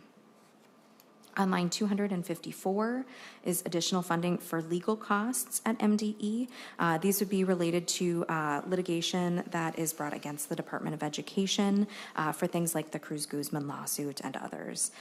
This is an increase of $6 million in fiscal year 2026 only. On line 257, there is a reduction to the fiscal year 2025 appropriation for the Office of the Inspector General. This is a reduction of $1,500,000. As it took a little while to begin the hiring and the startup process for the Office of the Inspector General, this funding was estimated to cancel back to the general fund at the end of the biennium. On line 260 is a reduction to the funding for the specific learning disability criteria rule change. So this would be a reduction in the fiscal year 2025 appropriation of $500,000, and this was estimated to cancel back to the general fund. On line 261 is funding for the state school librarian. This is an increase of $260,000 in each biennium. But as you'll remember, this works with line 179 on the spreadsheet. And so on net, there's no change for this proposal. It's just moving the money from the school library aid appropriation to a separate allocation to the Department of Education. On line 267 is an increase to the Minnesota State Academies. The operating adjustment would provide an additional $1,010,000 in the 26-27 biennium and $1,352,000 in the 28-29 biennium. On line 274 is an operating adjustment to the Perpich Center for Arts Education. This would increase their funding by $535,000 in the 26-27 biennium and $716,000 in the 28-29 biennium. Lines 275 through 277 modify an existing appropriation to the Perpich Center for classroom and dormitory furniture. This would extend the availability of the appropriation through fiscal year 2027. And in the absence of this extension, it's estimated that $380,000 would cancel from the fiscal year 2024 appropriation. On page 8, line 282, is an increase to the Professional Educator Licensing and Standards Board. The bill would provide an operating adjustment, an increase of $700,000 in the 26-27 biennium and $800,000 in the 28-29 biennium. Down to line 291, you'll see the balance forward from the previous bienniums of $2,625,000. And that's carried forward from fiscal year 25 to 26 as a result of cancellations in the bill. And this gives you the net total on line 293. You'll see there's a reduction of $2,625,000 in fiscal year 24 and 25. There's no net change in fiscal year 26 and 27. And there's a reduction of $687,400,000 from the 28-29 biennium for general fund spending. The remainder of the spreadsheet provides agency totals on lines 295 through 301, and then lines 302 through 313, once again, go through the special revenue fund change items that I described as we got to each of those transfers on the general fund side of the spreadsheet. So members, that would conclude the state aid appropriation tracker. I'm glad to take any questions. Just wanted to bang that gavel. Senator Marty stepped away for a minute. Thank you for the presentation. Member questions? Or amendments to the bill before we go to Senator Draheim. Thank you, Chair Frentz. I do have an amendment. And I believe it is the A36. Senator Draheim offers the A36 amendment. Before I give Senator Marty the gavel back, Senator Draheim, do you want to speak to the amendment? Thank you, former Chair friends. The A36 has to do with the lunch program, and surprising to me, in the statute, it doesn't require the schools to sell a second meal. So if you have a young person that needs more calories and is maybe a multi-sport athlete and not really full, this would allow or require the schools to sell a second meal or a second lunch or breakfast to the student. Senator Kunesh on the amendment. Mr. Chair and Senator Draheim, I understand the feeding of young people, especially big, strong athletes, and I will accept this as a friendly amendment. Senator, do you have anything else? Thank you.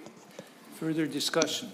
If not on the Draheim A36 amendment, all those in favor say aye. Aye. Opposed? Motion prevails. Further amendments? Senator Pratt.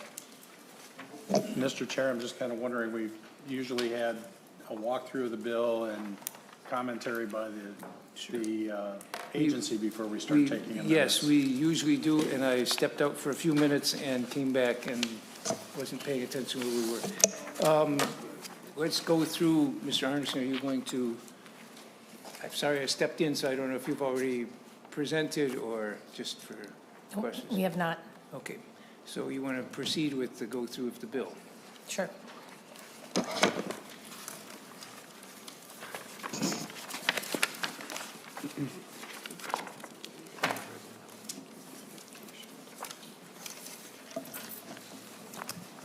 Go ahead, anything you want to point out, highlight, or anything?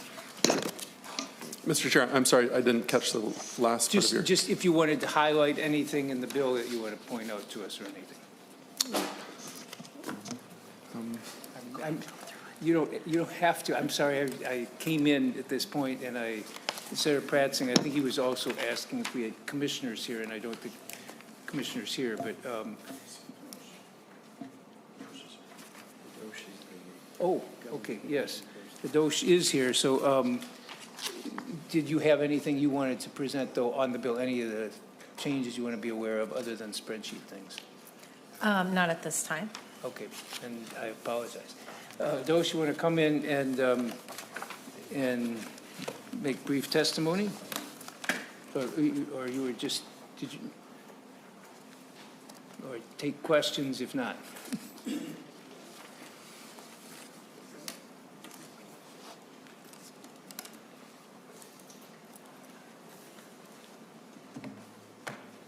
Commissioner Uni, welcome to the committee. Good morning, Mr. Chair, committee members. My name is Adosh Uni. I am the Director of Government Relations for the Minnesota Department of Education. The Commissioner sends his regrets that he's at the U of M talking to some FFA students this morning, and it's been a long-standing engagement he's had. If you look to your packets, the Commissioner has submitted some written testimony for the committee here, but just to reiterate what is in his letter, just want to thank the Chair and the Senate Education Finance Committee for the bill they put together. As a tall task this year, especially in light of really protecting many of the investments made in 23 and 24. Together, of course, the legislature and the governor passed school meals for all students, special education cross-subsidy funding, EL cross-subsidy funding, some dedicated funding streams like student support personnel, and some significant investments on the education, the general education formula. We are appreciative of several of the investments and policies picked up from the governor's bill, including increasing funding for unemployment insurance for hourly school workers over the summer term. And while different for the compensatory revenue formula, we do appreciate investments in that space as well as a task force. One area that I think we would want to just share some concerns around is moving away from the inflationary adjustment to the formula in 28 and 29. That was a big advancement in the 23-24 session. We do understand that the intent is to bring it back on in later years, but if the intent is to reduce the funding in that space to balance the budget, we do have some questions about how that brings structural balance going into the future. But overall, we really are appreciative of the work put into the bill with the tough task ahead and protecting the investments made in 23 and 24. Thank you, Mr. Rooney. Questions? If not, thank you very much. Senator Pratt. Thank you, Mr. Chair. And Mr. Rooney, I noticed that over the next 4 years, your agency is expecting about a 7% increase and about $2 million plus each biennium in increased operating expenses. When we're expecting, or when we're seeing school districts cutting their budgets, cutting teachers, cutting student supports, can you tell me why we're putting more money into the agency? Mr. Chair, Senator Pratt, thank you for the question. This is an operating increase to meet the increased costs that we have. There are no increases to FTE in our operating adjustment ask. This is increases in rent, IT costs, benefits, and compensation. That is less than what the true cost is of what we've analyzed, but in obviously this tough budget environment, that's what we've come forward with. We think it's especially important, as the Commissioner noted in his letter, thankful for the inclusion of that. This is especially important in the context of such uncertainty at the federal level. I will note that we have about 190, I think, state employees. 243 of our employees are federally funded employees.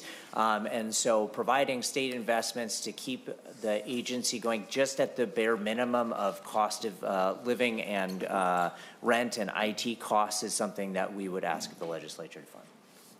Senator Pratt.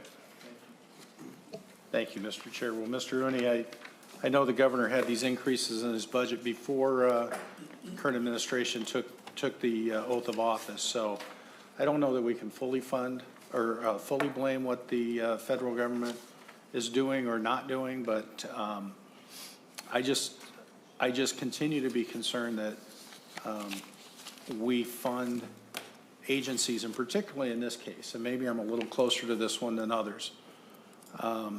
You know, when my local school district is looking to cut $5 million out of their budget, when we've got some school districts cutting in excess of $20 million over their budget, we're not asking the agency to find efficiencies. We're not asking the agency to feel any of the pressure of our looming budget deficit. We're just continuing to fund them at higher and higher levels. And when we start putting state agencies above students, I think we've missed our priorities. Thank you. Further questions or discussion? Senator Jasinski. Thank you, Mr. Chair, and Senator Kunesh. So in my district, last couple months, I've been listening to lots of frustration over the cuts in the non-public transportation and the non-public pupil aid. Just in my district alone, and these schools are very, very valuable. They're riding the same bus. They're just getting funding for the transportation. $1.474 million out of just my district is going to non-public schools. These schools are very successful. They probably have the highest attendance rates there are. Very, very successful. And on the transportation side, understand all the buses are already running, and now we're cutting the money to the school, non-public schools to have their students ride on the same buses. They're doing the same routes. And I think it's very frustrating. We're hearing it. I'm sure everybody up here can hear it from in their districts, but I'm just curious why the governor and your budget includes all these cuts to non-public schools. Senator Kunesh. Thank you for bringing this up. And I just have to tell you straight off that that was a very difficult thing for me to do. That was not an easy slash to the budget in any way, shape, or form. It took me a lot of contemplation, but I guess at the end of the day, I had to recognize that We have a fiduciary duty to public schools. We have a constitutional duty to fund public schools. I myself am the results of parochial schools from elementary to high school to college. I sent my kids to parochial schools, and so I really do understand this.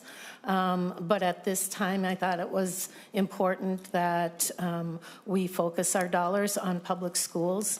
The schools can still contract with the district to use those buses.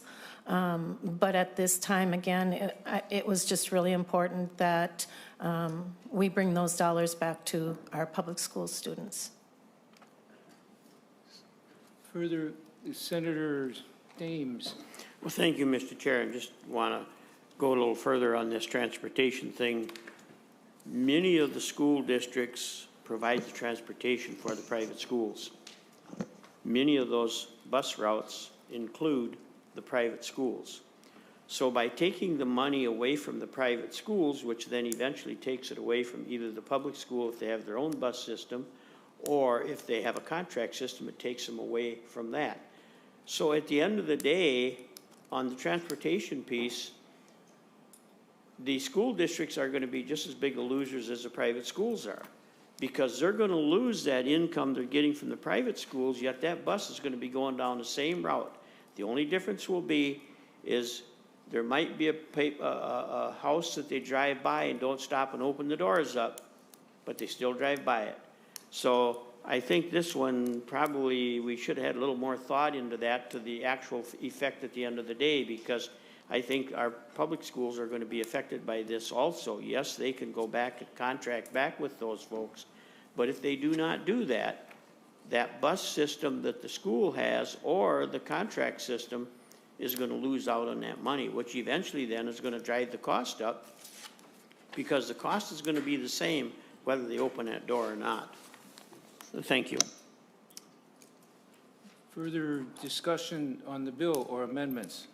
Senator Pratt. Thank you, Mr. Chair, and I appreciate the discussion by Senator Jasinski and Senator Dames on this topic. You know, when I served on the school board, we had a great relationship with our non-public schools. We ran concurrent bus routes, sure, and they simply had to make an additional stop. Yep. It wasn't a big deal to, share a nurse. In fact, we probably couldn't afford a nurse, or we might have had to cut a nurse had we not had those non-public school aides available, making it a detriment to all of the students, not just the non-public students. I'm wondering if Ms. Hoffer could give us an estimate. Let's say some percentage, 10% of non-public school students were to re-enter the public school system. What would that do? What would that do to the budget? Because we're effectively, if I think about this right, we're effectively cutting about $1,000 per non-public school student, and if they were to enter the public system, that would increase the cost of the public system by what, $10,000, $15,000 per student? Is that about right? Have we done the math on what the impact of students switching over from non-public to public schools might be? Ms. Hofer, go ahead. Thank you, Mr. Chair and Senator Pratt, for the question. An analysis has not been completed on the potential number of non-public students who might choose to enroll in a public school as a result of the changes in this bill. You are correct when you say that, if a student were to choose to enroll in a public school from a non-public school, that would increase the general fund appropriations from the state. And, on average, the amount of aid per district varies, but it is in the $10,000 to $15,000 range, depending on the district. Senator Pratt. Thank you, Mr. Chair. Well, kind of splitting that range in the middle, we see as few as 24 students in the Prior Lake School District. If they were to move over, that would that would negate any savings. We'd be looking at probably about 37 students in the Shakopee district and probably, as low as 7 or 8 students in Jordan. It's not a lot of students, Mr. Chair, and we're counting on these savings, and yet if some of these families couldn't afford to pay the increased tuition that would come with these cuts, or if they were, if they had to take on the additional property tax, if a school district decided to levy for these costs, could be a real problem.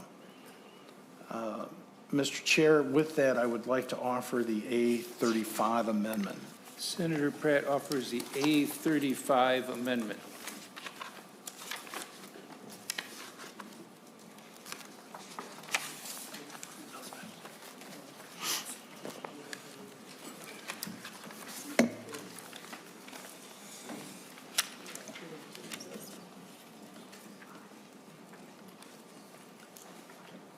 And Mr. Chair, I request a roll call on the amendment. Senator Pratt requests a roll call on the A35. You want to explain the amendment now? Thank you, Mr. Chair. The A35 does two things. One, it restores the support to non-public transportation and pupil aids. Mr. Chair, we've been having a lot of discussions in my communities about what this means. We have a constitutional prohibition from funding non-public schools. And I appreciate Senator Kunesh's history. I am a product of the public schools, and my mom was a elementary school teacher in the public schools for 40 years. And so it's always been an important part of our family and an important value. And I think she took that because, she was the first in her family to graduate from college, and then she decided to take that education and positively affect the lives of thousands of kids that went through her classroom. But I also understand the budget constraints that we're faced. And so what this does, Mr. Chair, is it eliminates the costs, both the requirement and the allocation of the costs to the unemployment changes that we made last year for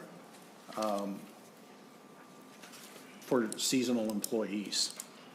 I think it was a misguided policy that we added those employees. I recall Senator Kunesh last year saying that the cost of that provision was about half of the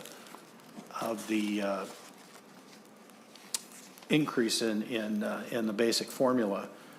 It went from, we had a 4% increase. This was supposed to cover about half. It was 2%, and then I think it went to 1%, and finally we added money to cover it. Now we're facing a $100 million shortfall. And instead of putting that $100 million towards our students, our teachers, the needs of non-public schools whose parents pay property taxes to support the public schools as well as pay tuition to non-public schools, all they're asking for is some help getting a ride to school, having a school nurse, having some support on curriculum that all our students need. We're not supporting non-public schools, we're supporting non-public students. And if I'm correct, and please correct me if I'm wrong, Senator Kunesh, this would have an impact on homeschools as well, is that correct?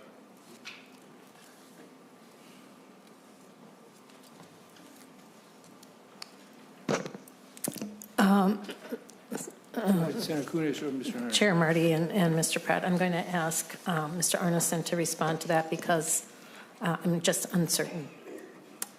Mr. Chair and Senator Pratt, a student who's homeschooled can make a request to the resident district for health services and counseling services. So under the proposal, the resident district would no longer be required to be responsive to those requests nor receive aid.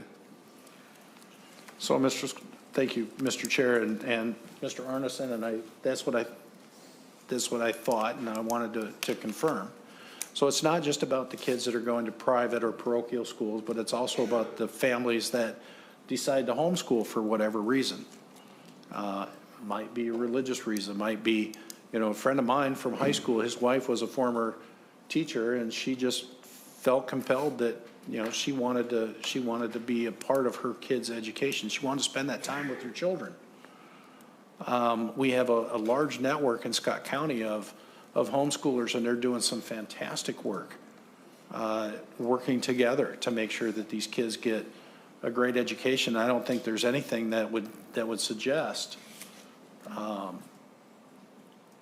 that that these kids are falling behind in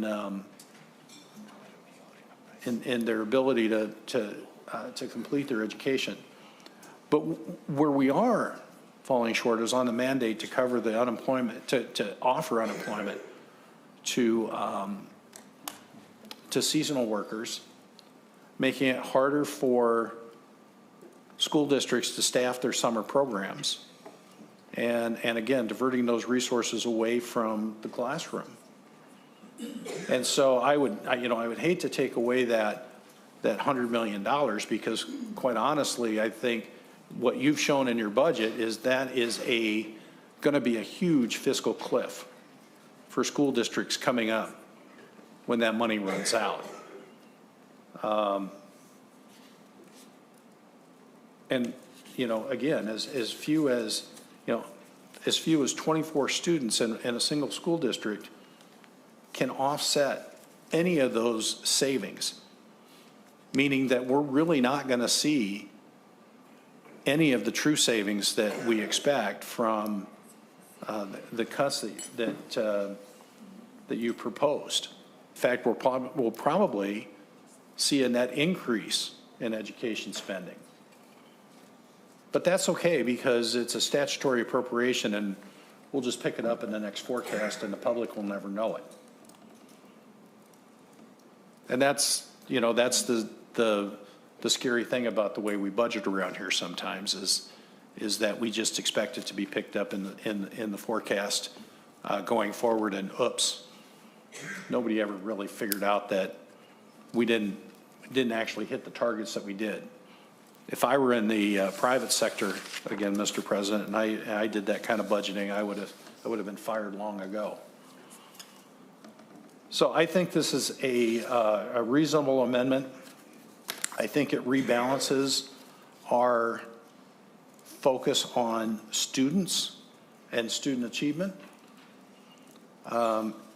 It supports families that are paying taxes to support our public schools and asking very little in return, including our homeschoolers. And pauses or eliminates a program that was probably put in place without the proper vetting. And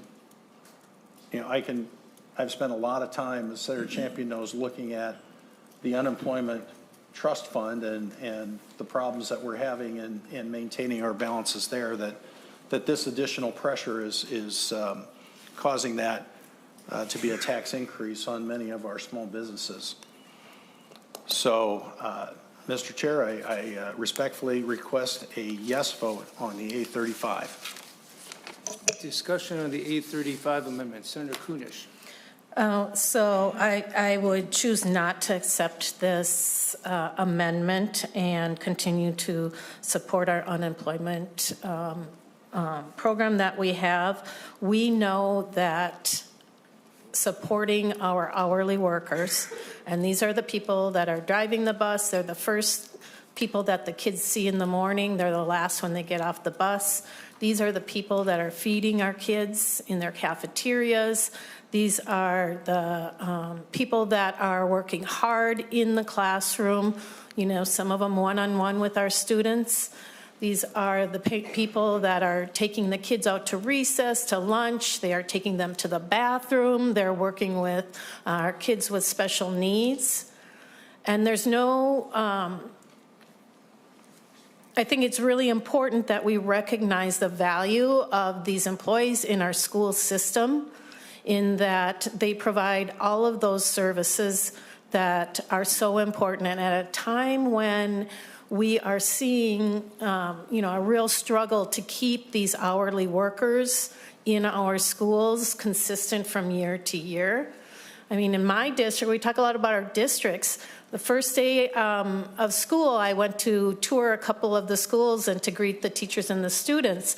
And I immediately felt like a different atmosphere, a different feeling in our schools. And as I walked through, the teachers were happy, the paras were happy, the kids were happy. I mean, we were coming out of COVID, and there were a couple really rough years there. And when I left one of the classes, I asked a teacher and a staff member, like, is it me? Am I sensing something different here? What's going on? And they said, no, this year we kept all of our school bus drivers. We didn't have to go looking for new ones. We didn't have to cancel any routes because all of our school bus drivers came back. Almost all of our paras are back. So that means those students are seeing the same faces in the school year, in the summertime, and then when they come back to school. That is huge for schools, and they don't have to deal with openings or unfulfilled openings. And so the investment of providing unemployment to those hourly workers is really important.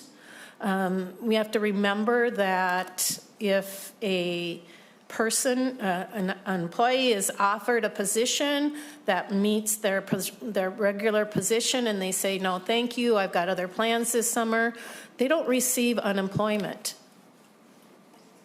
There might be different instances of offerings of a position that doesn't really meet that person's skill set. And that's really unfair to do that to them, because they need to make sure that they are focusing on the skill set that they have, the training that they have, because that's important to the student. And so, members, with that in mind, I would ask that you do not vote for the 835 amendment. Senator Jasinski on the amendment. Thank you, Mr. Chair, and thank you, Senator Pratt, for bringing this important amendment forward. Again, just going back to the non-public pupil aid and the non-public transportation aid, and I think people need to realize this. So I'm going to go down a couple of my school districts in my district. Faribault Public School Districts, for the private schools, will lose $855,849. In the Otana Public Schools, the private schools will lose $416,197. In Waseca Schools, the private schools will lose $75,700. In the Waterville, Elysian, Morristown Public Schools, they'll lose $18,648. Kenyon, Wanamingo, small town, they're going to lose $3,569. And again, these are all very important. I had two children. One went to public school, one went to parochial schools. And I will tell you, walking through those halls, as you said, what happens in the parochial schools is phenomenal. The amount of education they get. Public schools is great too, but there's a different feel I felt in the parochial schools and what they're learning. And I will tell you, and I'm probably get a hard time for my son for this, but my daughter had much better study skills coming from parochial schools in the public schools. I think there's just a lot of things. And some people like public schools, some are good for public. My son was great in public schools, did very well, but my daughter needed that parochial school type atmosphere. So when you're taking this money away, and these numbers were 2024 and 2025, so I don't know if you're turning on or off inflation for the projection, because it seems to go away and then comes back. You fought for it a couple years ago, and now we're blinking it off and we're going to blink it back on. I don't understand how you're doing that anyways, but these are some important numbers that are going to our important money that are going to our parochial schools that are giving great education, great benefit, and to take those away, I think, is huge. So I support the A35 amendment. Thank you, Senator Pratt, for bringing it forward. Just so important for our schools. Thank you. Further discussion, Senator Dames. Well, thank you, Mr. Chair. And I do also support this amendment. I think my highest school district probably is about $30,000 in loss, but it's the reality of it. We're sending a message that we shouldn't be sending. And if we take a look at this process, and as you were mentioning, Senator Kunesh, about the unemployment, I'm glad that you went through, visited your schools. I think that's great, and I'm glad you talked to teachers. My question would be, what were you told when you talked to the administrator, the finance director, and the superintendents? Were they telling you how good a program this is, or were they talking about how they're going to possibly have to figure out how to fund this? I think too many times we forget what education is about. Education is about the children. And it seems this last 3 years we've been trying to make education about the employees. And we need to take care of our employees, I understand that. But the first thing in education is to teach the children.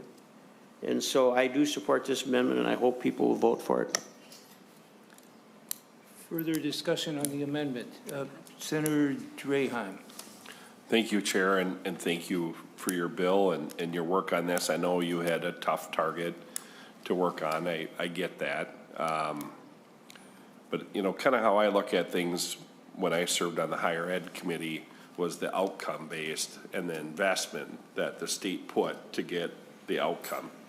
Kind of like the state grants for the private schools. They can use those state grant programs, and back when I was in higher ed, we graduated about 40,000 from the private schools, 40 from the U of M, and 40 from Mid-State.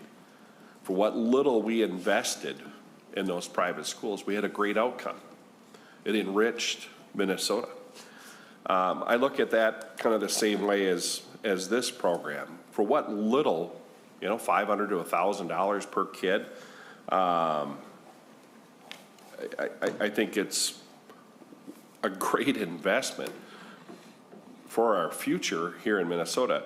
But I think there are the outcomes that we're not looking at and how it will affect my school districts, and I have 23 school districts according to what I just looked up. I thought it was 21.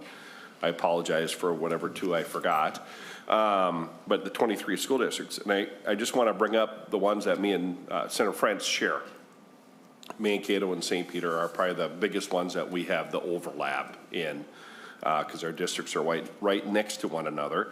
But that's almost $1.2 million between the two. And that's a big number. And these are school districts that are already looking at layoffs and cutting staff, cutting programs. So I think as you move forward, I can do the math. I'm going to definitely support Senator Pratt's amendment here. But we don't have the votes to stop it here. But I think there has to be a better way to do this. And I urge you to reconsider. Thank you. Thank you. Further discussion on the Pratt amendment, the A35 amendment. Roll call has been requested. Senator Pratt. Thank you, Mr. Chair. And I'll defer to somebody else if they want to speak. I'd like to have closing comments. Okay. Apparently you're the last one. Thank you, Mr. Chair. And again, let me just say this is not an attack on the seasonal work staff and the non-certified work staff. During my time on the school board, I negotiated those contracts, and we tried to pay our staff fairly.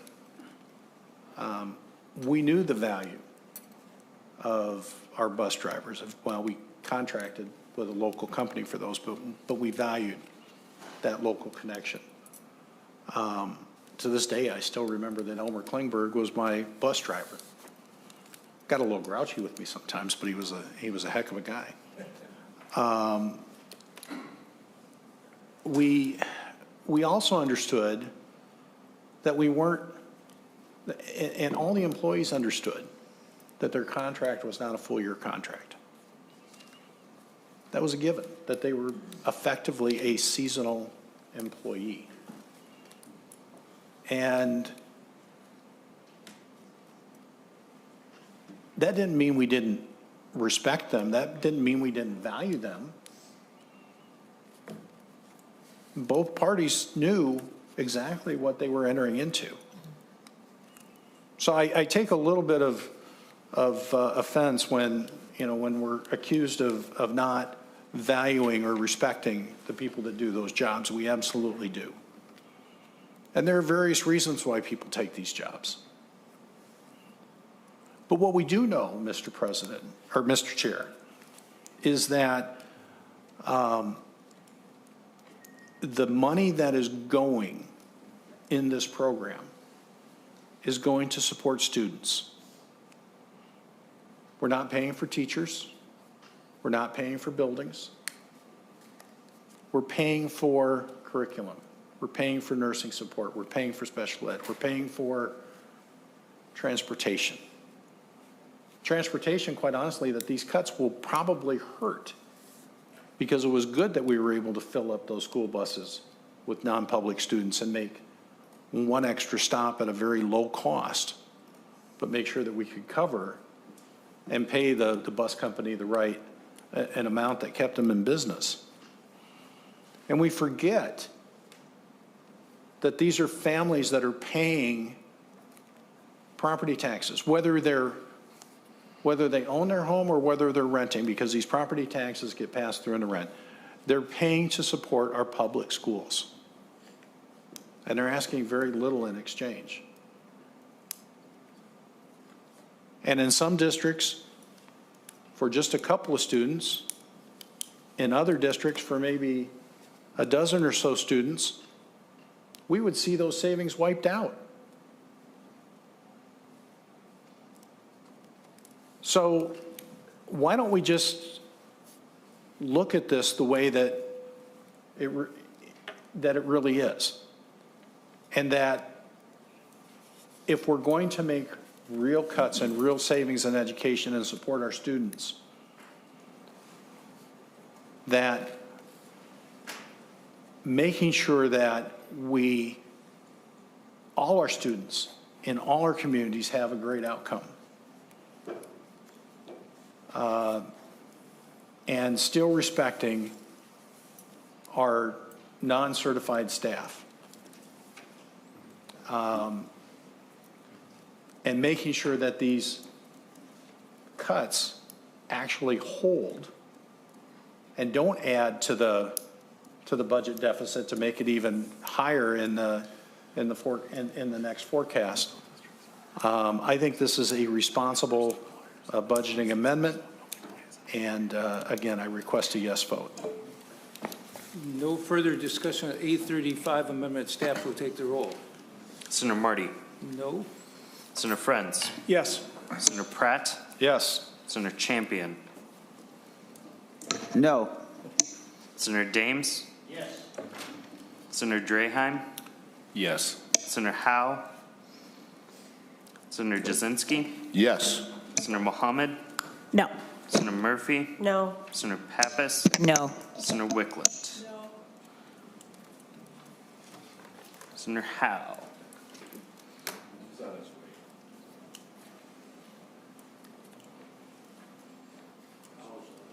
Howe's on his way? Okay. Do you know how far away he is?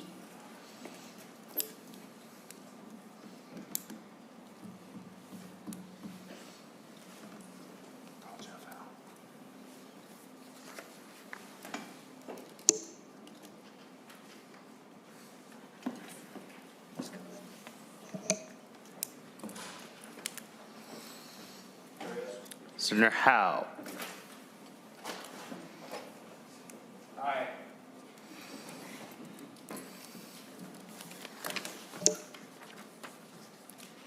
On the A35 amendment, there are 6 ayes and 6 nays, so the motion does not prevail. Further discussion on the bill, we have to quit in about 5 minutes, so if somebody has a quick amendment or something, we could do that, otherwise we may. Mr. Chair, I'll make comments when there's a motion. Sure. Are there more amendments coming, I should ask, from people? If not, maybe we can move ahead quickly. Comments on the bill? Senator Pratt. Thank you. Thank you, Mr. Chair. You know, I mentioned that I served on the school board. My view on education during that time is that we need to focus on the needs of students. We want our students to be successful in the classroom. They need great teachers, stable and reliable funding, and we have to have parent and community engagement.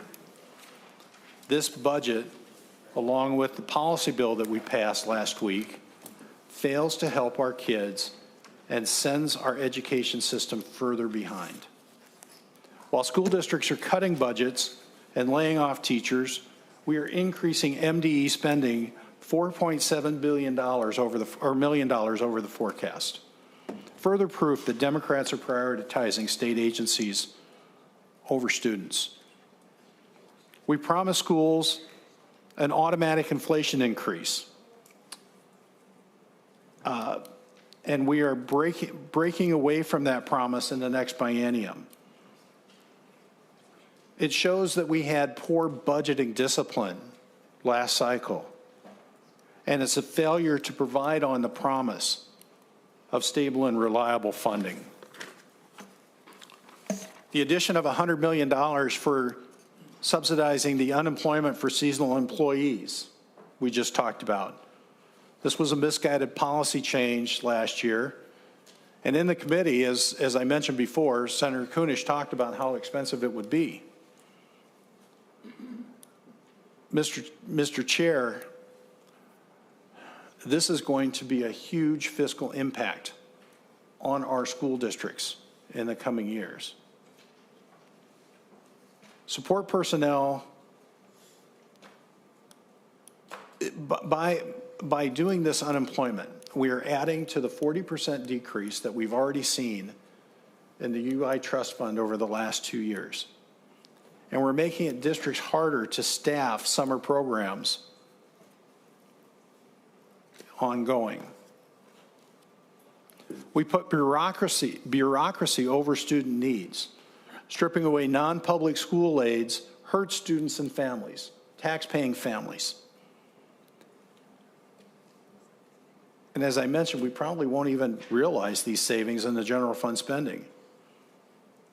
And we wonder why families that have homeschools or private parochial schools feel like their choices are being attacked. Mr. Chair, this is a bad education finance bill. It's bad for schools, it's bad for students, it's bad for families. I remember my mom was so proud that Minnesota was among one of the top states in education, and I feel like we're slipping behind because we're not focused on the needs of students. We're not focused on their success. And we are continuing to draw resources away from the classroom for other needs and mandates. So, Mr. Chair, I urge members to vote no. Let's send this back to committee and let's get it right. Thank you. Thank you, Mr. Chair, and thank you for the discussion here today. This is not an easy thing to do, creating a budget that is going to meet everybody's approval and everybody's needs and wants and wishes. But we were very intentional as we went through this budget process to ensure that the dollars that we are investing in our student, the public dollars, the taxpayers' dollars, are focused on the student. Focused on the student in the classrooms, focused on the teachers and the support staff and their nutrition. And this is a very, very student-focused bill for our public school system. And with that, I would ask that you all vote yes for this bill, and we can move on. Mr. Chair. Thank you, Mr. Chair. I request a roll call. On the motion, Senator Friends moves it 255 as amended be recommended pass, instruct staff to make technical and conforming changes. On that motion, no further discussion. The staff will take the roll. Senator Marty. Aye.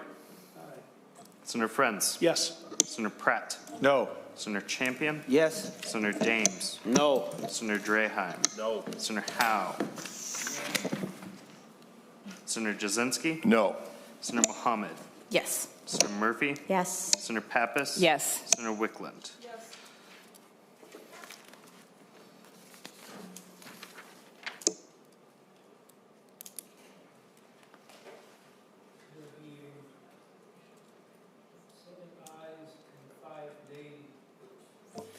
There being 7 ayes and 5 nays, the motion does prevail and the bill is on its way. Thank you, Senator Kunesh. Thank you for all your staff and everyone else for putting this together. With that, we will not be meeting in finance tomorrow. We'll be meeting Thursday at 8:30 a.m., I believe, for the OIG bill. No further business. This committee is adjourned.